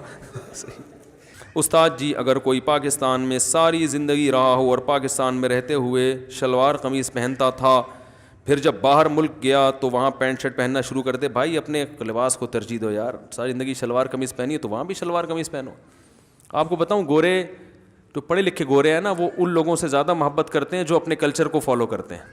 جاپان میں ہمارے ایک دوست تھے، وہ اپنے شلوار قمیض میں، ویسٹ کوٹ وغیرہ میں، ایک لڑکی آئی، اس نے ان سے کہا کہ آپ کا یہ ڈریس جو ہے نا اس کو چھوڑنا نہیں۔ اس نے کہا ہم نے اپنے کلچر کو گوروں کی وجہ سے چھوڑ دیا ہے، آپ اس کلچر میں زیادہ اچھے لگ رہے ہو۔ تو ہم خام میں مروں، میں نہیں کہہ رہا پینٹ شرٹ پہننا ناجائز ہے، جائز وہ بھی ایک کامن ڈریس بن چکا ہے دنیا کا، لیکن شلوار قمیض تمیز والی ہونی چاہیے، ورنہ پھر نہ ہی پہنے تو اچھا ہے۔ اتنے چوڑے چوڑے پائنچے شلوار کے، 6 آدمیوں کی جگہ ایک شلوار میں، عجیب سے کرتے پہنے ہوئے ہوتے ہیں، عجیب کالر ایسے جیسے خرگوش کے کان ہیں نا، اور وہ عجیب حساب۔ تو تمیز کا کوئی شلوار قمیض ہو، میں نے بھی کوئی اتنے زیادہ اچھے کپڑے نہیں پہنتا، میں غفلت ہے، لیکن انسان کو اپنا لباس جو ہے نا اچھا رکھنا چاہیے۔ لوگوں کو دیکھ کے دیکھو، پاکستانی حج عمرہ کرنے جاتے ہیں، مجھے کسی نے بتایا تھا، وہاں ہمارے دوست ہیں سعودی عرب میں، کہہ رہے ہیں جتنے پاکستانی ہیں سارے شکل سے غریب لگتے ہیں جتنے حج عمرہ کرنے آتے ہیں۔ میں نے کہا یار دل کی بات کہی ہے۔ میں بھی جب گیا ہوں انڈونیشین کو بھی دیکھا ہے، مصریوں کو بھی دیکھا، ملیشیا تو چلو ویسے ہی مالدار لوگ ہیں، یمن کے لوگوں کو بھی دیکھا، کوئی شکل سے غریب نہیں لگتا، حالانکہ بہت سے غریب ملک ہیں۔ پاکستانی سارے کیا لگ رہے ہوتے ہیں؟ وجہ کیا ہے؟ میں نے غور کیا غریب کیوں لگ رہے ہوتے ہیں۔ ایک عرب نے کیا کیا، ایک پاکستانی کے پاس لا کے نا اچھے خاصے پیسے دیے اس کو، اس نے کہا بھائی یہ کیا ہے؟ انہوں نے کہا یہ زکوٰۃ ہے۔ اس نے کہا میں غریب نہیں ہوں، میری فیکٹری ہیں بھائی، ملے ہیں میری۔ تو اس نے کہا کہاں کے؟ انہوں نے کہا پاکستان کا۔ کہہ رہے کلو پاکستانی مسکین۔ وہ دے کے گیا زبردستی زکوٰۃ، وہ کہہ رہے بھائی میری ملے ہے یار، میں غریب نہیں ہوں۔ کہہ رہے نہیں پاکستانی ہے نا غریب ہے، یہ لے۔ انہوں نے علماء سے مسئلہ سنا ہوا ہے کہ جو شکل سے غریب لگے اس سے مزید تحقیق یہ مسئلہ وہاں علماء بیان کرتے ہیں، جو دیکھنے میں غریب لگے تو اب کوئی لیبارٹری ٹیسٹ تھوڑی کروائے گا انسان، اس کا بھائی لگ رہا ہے تو دے دو، کیا کریں اب، گھر تھوڑی جائیں گے۔ تو وہ اس میں ذرا غلو کرتے ہیں، وہ کہتے ہیں سب پاکستانی دیکھنے میں۔ تو میں نے بڑا غور کیا یار، پاکستانی تو بڑے، اور بہت سے پاکستانی تو وہاں لنگر مسجد نبوی میں کھلا رہے ہوتے ہیں لوگوں کو کھانا۔ تو میں نے غور کیا، مجھے جو وجہ سامنے آئی وہ لباس ہے۔ ہمارا لباس غریبوں والا ہوتا ہے، سمجھ رہے ہیں نا۔ شادیوں میں تو جاتے ہیں بڑے تمیز سے، عمرہ کرنے جاتے ہیں تو وہی ایسا عجیب سا پاجامہ لے لیا کسی سے ادھار، اور عجیب سے کپڑے، پھر وہ نہ ان کی استری ہوتی ہے، پھر وہ عمرے میں طواف کے دوران ویسی کچڑ پچڑ سے بن جاتے ہیں، عجیب گھیر والے پاجامے۔ اور گاؤں دیہاتوں سے جو لوگ زیادہ 80% آبادی تو ہماری گاؤں دیہاتوں کی، ان کا تو اور عجیب سا لباس ہوتا ہے۔ تو وہ دیکھنے میں کیا لگ رہے ہوتے ہیں؟ غریب ہوتے ہیں۔ تو ذرا کاٹن کلف تمیز سے جو ہے نا استری کر کے چمکتا ہوا، ٹھیک ہے نا، ایسے کپڑے پہنو، پھر اس پہ ویسٹ کوٹ بھی پہن لو، شیروانی بھی پہن لو، عامر لیاقت سے سیکھو، ٹھیک ہے نا۔ تو وہ کاپی کرو تو پھر آپ کے لباس کی انشاءاللہ دنیا میں عزت ہوگی۔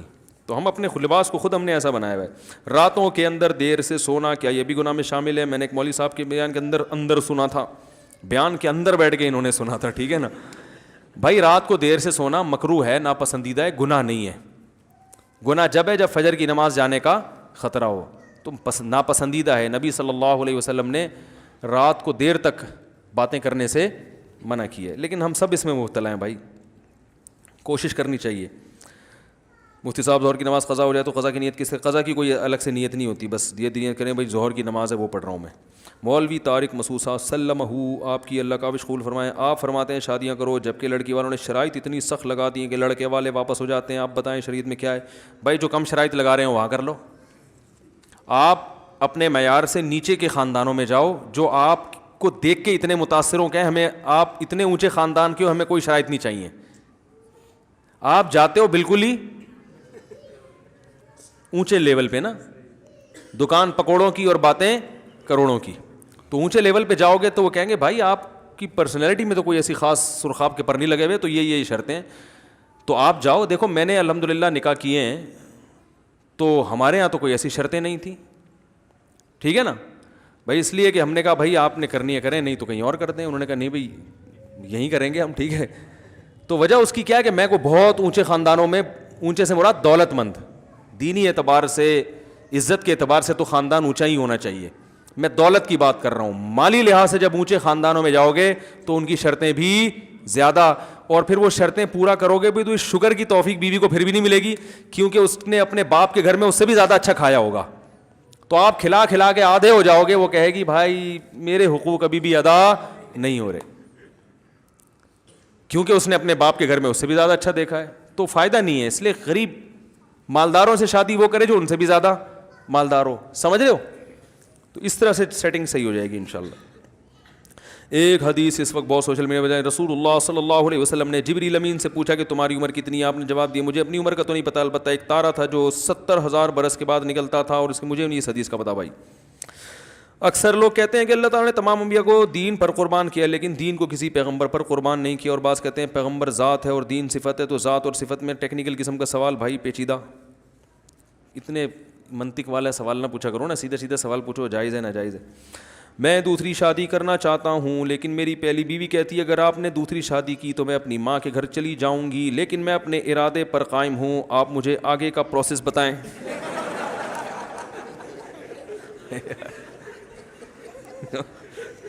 دوسری بات یہ کہ آپ مجھے اپنا نمبر اور جو شادیاں کراتے ہیں ان کا بھی نمبر دے دیں. جو شادیاں کراتے ہیں ان کا تو نمبر یہاں بورڈ پہ لکھا ہوا ہے, اپنا نمبر تو میرے کو فائدہ نہیں ہے, میں فون بہت کم اٹھاتا ہوں. باقی بھائی اگر بیگم گھر چلی جائے گی تو مناؤ اس کو, بھائی یہ تو ہوگا بھی, یہ تو پیڑے کھا کے تھوڑی ورنہ سب کر رہے ہوتے, تو مناؤ اس کو کسی طریقے سے, وہ گھر نہ جائے.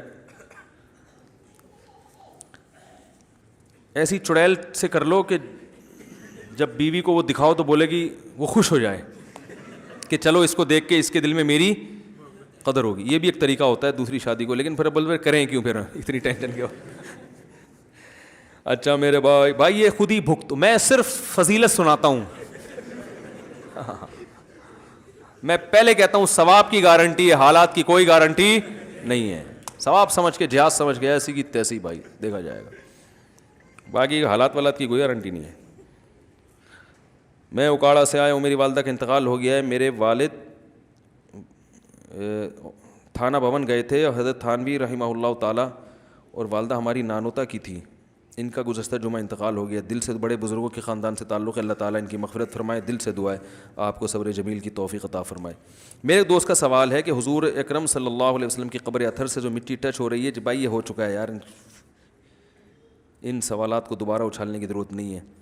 ہمارے جو بیسک عقائد ہیں وہ ایمان مفصل اور ایمان مجمل میں لکھے, آمنت باللہ و ملائکتہ و کتبہ و رسلہ والیوم الآخر والقدر خیرہ و شرہ من اللہ تعالی والبعث بعد الموت. بس باقی دائیں بائیں جانے کی ضرورت عوام کے لیے بالکل ضرورت ہے ہی نہیں. عوام کو کیا ضرورت ہے مہند المفند میں کیا لکھا ہے اور قبر کی مٹی افضل ہے یا, وہ تو ہم نے ایک ڈیفائن کرنے کے لیے کہ جو ہے لوگ فتوے لگاتے ہیں نا, تو ہم نے ڈیفائن کرنے کے لیے کہ اگر یہ فتوے علماء دیوبند پہ لگانے ہیں تو یہ عقیدہ تو بڑے بڑے محدثین لکھ چکے ہیں, ان پہ کیوں نہیں لگاتے, ٹھیک ہے نا. ان کو کیوں گستاخ نہیں کہتے, ان کو کیوں غلط عقیدے والا نہیں کہتے, حالانکہ وہ تو بڑے بڑے محدثین ہیں جنہوں نے یہ کہا ہے.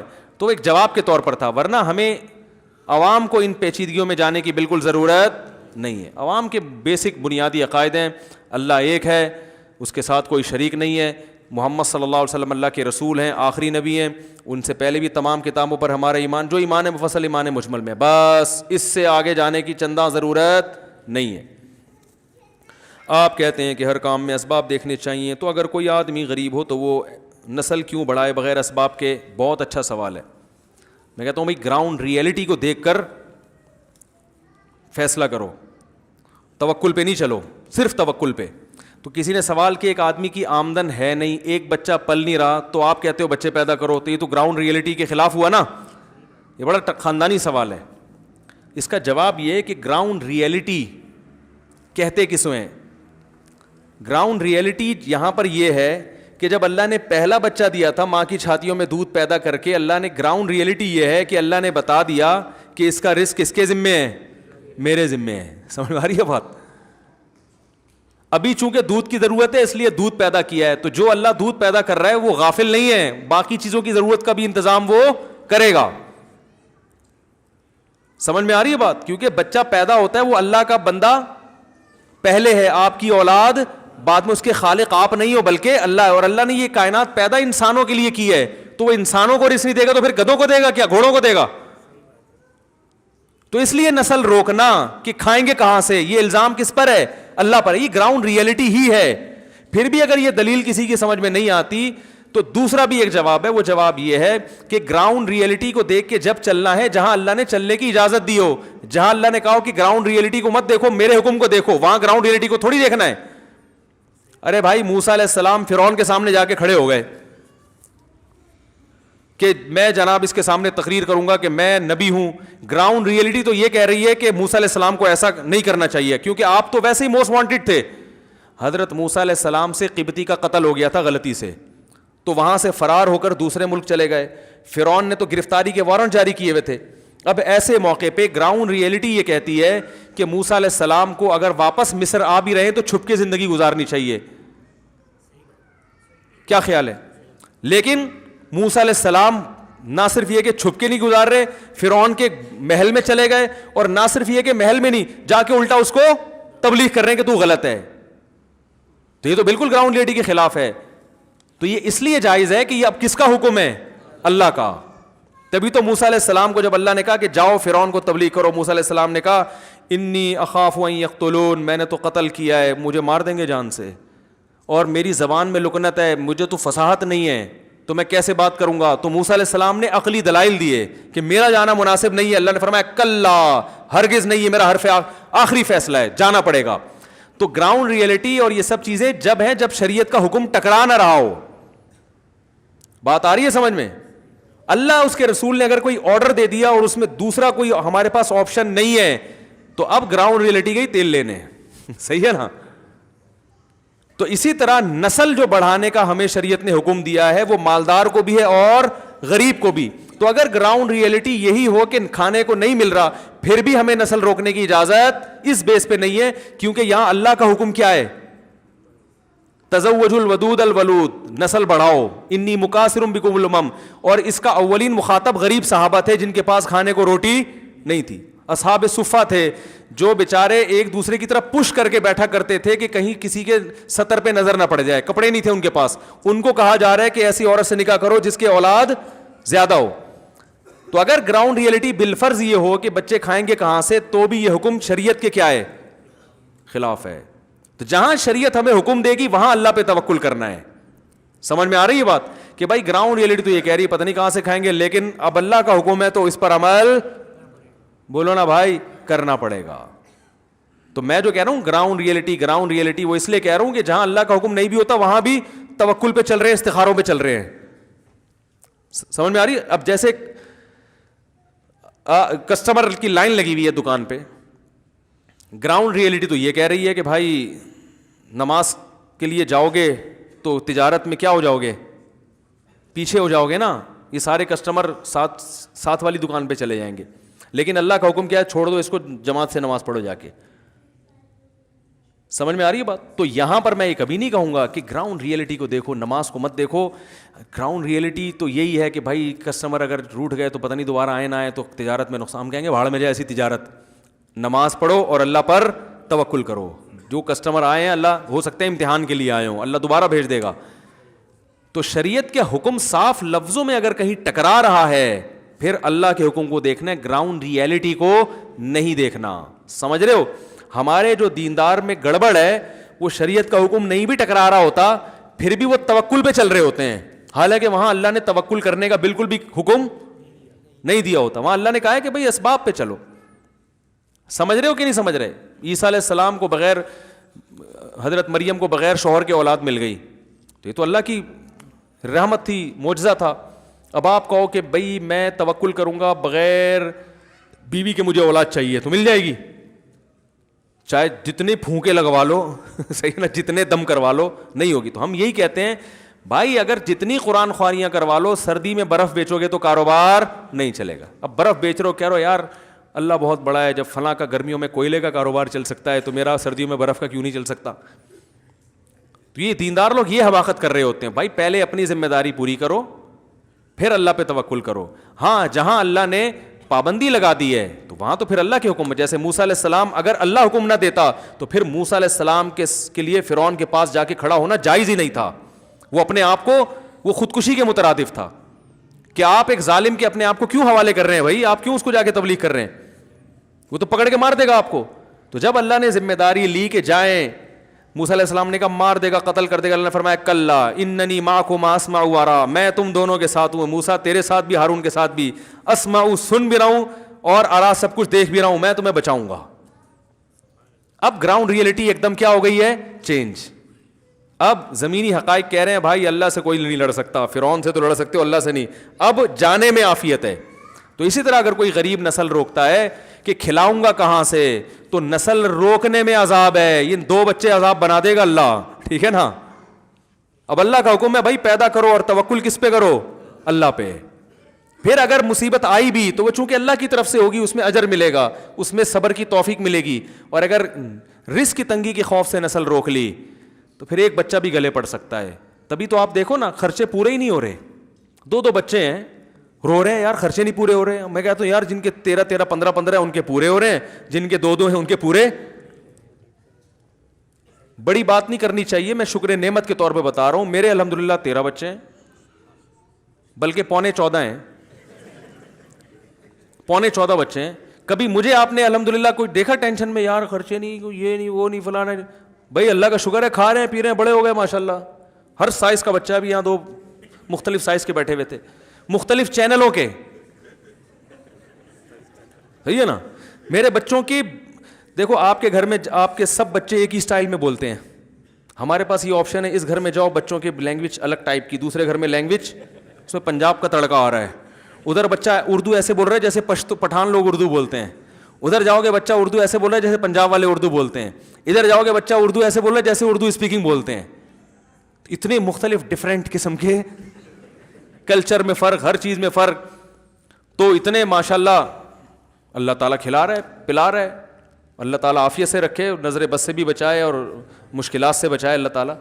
اور جو 2 والے ہیں, جو اس لیے ایک تو اللہ کی طرف سے کسی کے ہوئے نا, جو یہ کہ یار کھلائیں گے کہاں سے, تو سڑے رہو, تمہارے کبھی بھی تمہارے چہرے پہ سرور انشاءاللہ آئے گا ہی نہیں کبھی تمہارے چہرے. تم یہی سوچتے رہو گے روکو یار, پیسہ بچاؤ, پیسہ بچاؤ, یہ 2 کے بعد تیسرا ہوا تو کھا جائے گا کم بخت, میرے پیسے کھا جائے گا, نہیں نہیں نہیں نہیں, بچاؤ بچاؤ, پھر بھی سکون نہیں ملے گا. خرچ کرو, اڑاؤ, کھلاؤ یار, جتنا خرچہ ہوگا کریں گے, جو نہیں ہے صبر کریں گے. بھائی اسکول میں پڑھانے کے پیسے ہیں, پڑھاؤ, نہیں تو کوئی بات نہیں. پیاز ٹماٹر والا پیاز بیچے گا, ٹماٹر بیچے گا, اس میں کیا ہو گیا.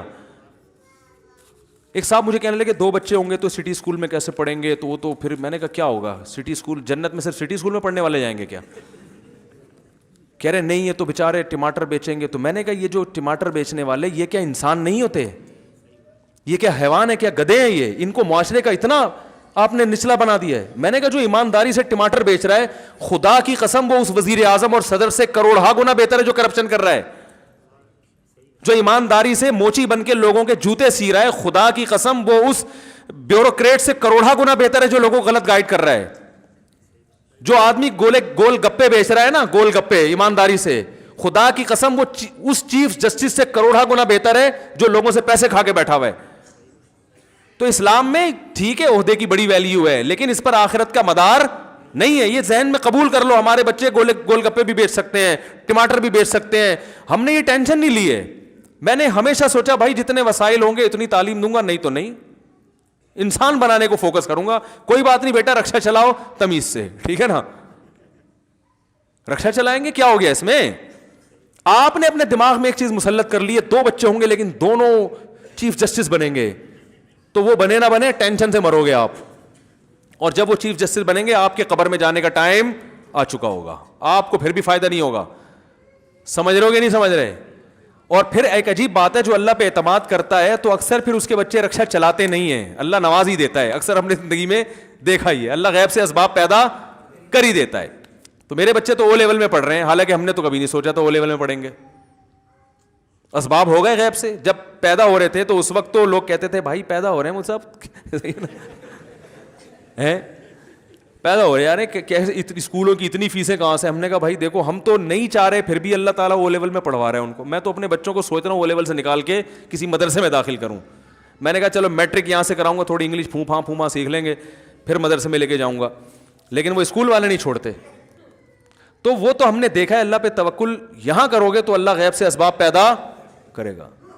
تو اتنی خوشی ہوتی ہے بھائی, جس گھر میں بچے نہیں ہیں خدا کی قسم وہ ہوٹل ہے, گھر نہیں ہے. میں تو اب سفر ہوتے ہیں نا, بڑے بڑے 1000 گز کے بنگلوں میں بھی جا کے قیام کرتا ہوں, 2 آدمی نظر آتے ہیں, 4 آدمی بنگلے میں, یہ بیٹا ہے, یہ ان کی بیگم ہے, یہ ابا ہیں, یہ اماں ہیں, بس. یار تمہیں دیواریں کھاتی نہیں ہیں؟ خدا کی قسم دیواریں کھا رہی. یار کیا کرنا ہے ان بڑی بڑی ٹائلوں کا, ایئر کنڈیشن روم کا, اتنے لگژری صوفوں کا کیا کرنا ہے جب بندہ ہی نہیں ہے اس میں؟ مجھے اتنی اللہ شکر نعمت کی توفیق دیتا ہے جب میں سفر کرتا ہوں, مالداروں کے گھروں میں جاتا ہوں نا, جب 1000 گز کے بنگلے, میں کہتا ہوں یار میرا گھر اتنا بڑا نہیں ہے لیکن سکون اس میں الحمدللہ زیادہ ہے. کیونکہ جب گھر میں جائیں گے سب سے پہلے بچے استقبال کرتے ہیں, ٹھیک ہے نا. ہر چیز کا مزہ ہے جس گھر میں بچے ہیں. قربانی کا جانور ہو لاؤ گے اس کا مزہ ہے, بچے انجوائے کرتے ہیں, ابو کیا لے کر آ رہے ہیں. گاڑی خریدو گے اس کا مزہ ہے, بچے دیکھیں گے ابو نے کون سی گاڑی. بائک خریدو گے, رکشا خریدو گے نا, سب سے پہلے بچے انجوائے کرتے ہیں, ہمارے ابو نے رکشا خریدا. تو اصل میں انسان کو خوشی ہوتی ہے بچوں کی خوشی دیکھ کے. بچوں کو ختم کر دو تو پھر کسی چیز کی خوشی نہیں ہے. اصل تو خوشی ہوتی بچوں کی ہے بھائی. تو بچے گھر میں ہوں گے, گھر آؤ گے, لائف بیگم بھی کم ستائے گی, وہ بھی بچوں میں زیادہ خوش رہے گی, آپ بھی خوش رہو گے. بچوں کی خاطر دونوں جڑے رہتے ہیں. وہ تو شادی کے 2-4 دن ہی ہوتے ہیں جو آپس میں محبت ہوتی ہے, اس کے بعد تو دونوں برداشت ہی کر رہے ہوتے ہیں ایک دوسرے کو. وہ اس لیے برداشت کی منع کے ابا ہیں, وہ اس لیے کہ منع کی اماں ہیں, ورنہ اب کیا رکھا بھائی, نہ ابا میں کچھ رکھا نہ اماں میں کچھ رکھا. وہ برداشت ہے بچے کے ابا ہیں, تو بچے ہی لیس کر دیا آپ نے کیا. پھر بچوں میں زیادہ ہونے میں ایک فائدہ یہ ہے کہ بچوں کو بہن بھائی کی نعمت ملتی ہے. ہم لوگ بہت سارے بہن بھائی تھے تو ہم نے بچپن میں بڑا انجوائے کیا ہے. بہنیں بھائی سب مل کے کھیلتے تھے, شکایتیں لگاتے تھے, پٹتے تھے, صحیح ہے نا, کھیلتے تھے ایک دوسرے کے ساتھ. پھر بڑے ہونے کے بعد بھی ایک دوسرے کے ساتھ اپنی دل کی باتیں شیئر کرتے ہیں. ہر بات انسان باپ اور ماں کے سامنے نہیں کر سکتا. پھر ماں باپ تو چلے جاتے ہیں تو پھر بہن بھائی رہ جاتے ہیں نا. تو میں کہتا ہوں یار میرا اگر ایک بھائی ہوتا اور میں ہوتا 2 تو میری تو زندگی کے سارے مزے خراب ہو گئے تھے. تو بہن بھائی بھی ہول سیل کے حساب سے ہونے چاہیے. اس سے نہیں لگ رہی تو اس سے بن جائے گی بھائی. ہر اتنی ساری بہنیں ہوں کہ اس بہن سے نہیں بنتی تو اس بہن سے بنے گی. اکثر گھر میں ہوتا ہے نا اس کی اس بھائی سے بنتی, اس سے تو بنتی نہیں ہے. تو اتنے بھائی دو اس کو کہ کسی نہ کسی سے تو بنے. ایک ہی بھائی ہے اس کا, اس سے نہیں بن رہی تو وہ تو بھائی لیس ہو گیا. بہنوں میں ایسا ہوتا ہے یہ دونوں کی آپس میں بنتی ہے, ان کی تیسری سے نہیں بنتی, کوئی مسئلہ نہیں ہے, ان دونوں کی تو بن رہی ہے نا. ایک ہی بہن ہے, اس سے نہیں بن رہی تو کہاں جائے گی بیچاری وہ. اور بعضوں کی ایک بھی بہن نہیں ہوتی. وہ بھائی بہن کو تو بہن چاہیے, وہ بہن کے ساتھ جو باتیں شیئر کر سکتی ہے وہ ماں باپ کے ساتھ تھوڑی کر سکتی ہے. پورے معاشرے کی واٹ لگا دی ہے گوروں کے کلچر کو فالو کر کے, ایسی کی تیسی کر دی اپنے خاندان کی, اپنے نظام کی. تو اس لیے جو اللہ اس کے رسول نے خاندان کے معاملے میں کہا کہ مجھ پہ توکل کرو, وما من دابۃ الا علی اللہ رزقها, زمین پہ چلنے والے کوئی مخلوق ایسی نہیں ہے جس کی روزی اللہ نے اپنے ذمے نہ لی ہو. تو انسان تو سب سے پہلے ہے. سمجھ رہے کہ نہیں سمجھ رہے؟ Thanks for watching. Don't forget to like, comment, share and subscribe to Mufti Tariq Masood Speeches channel.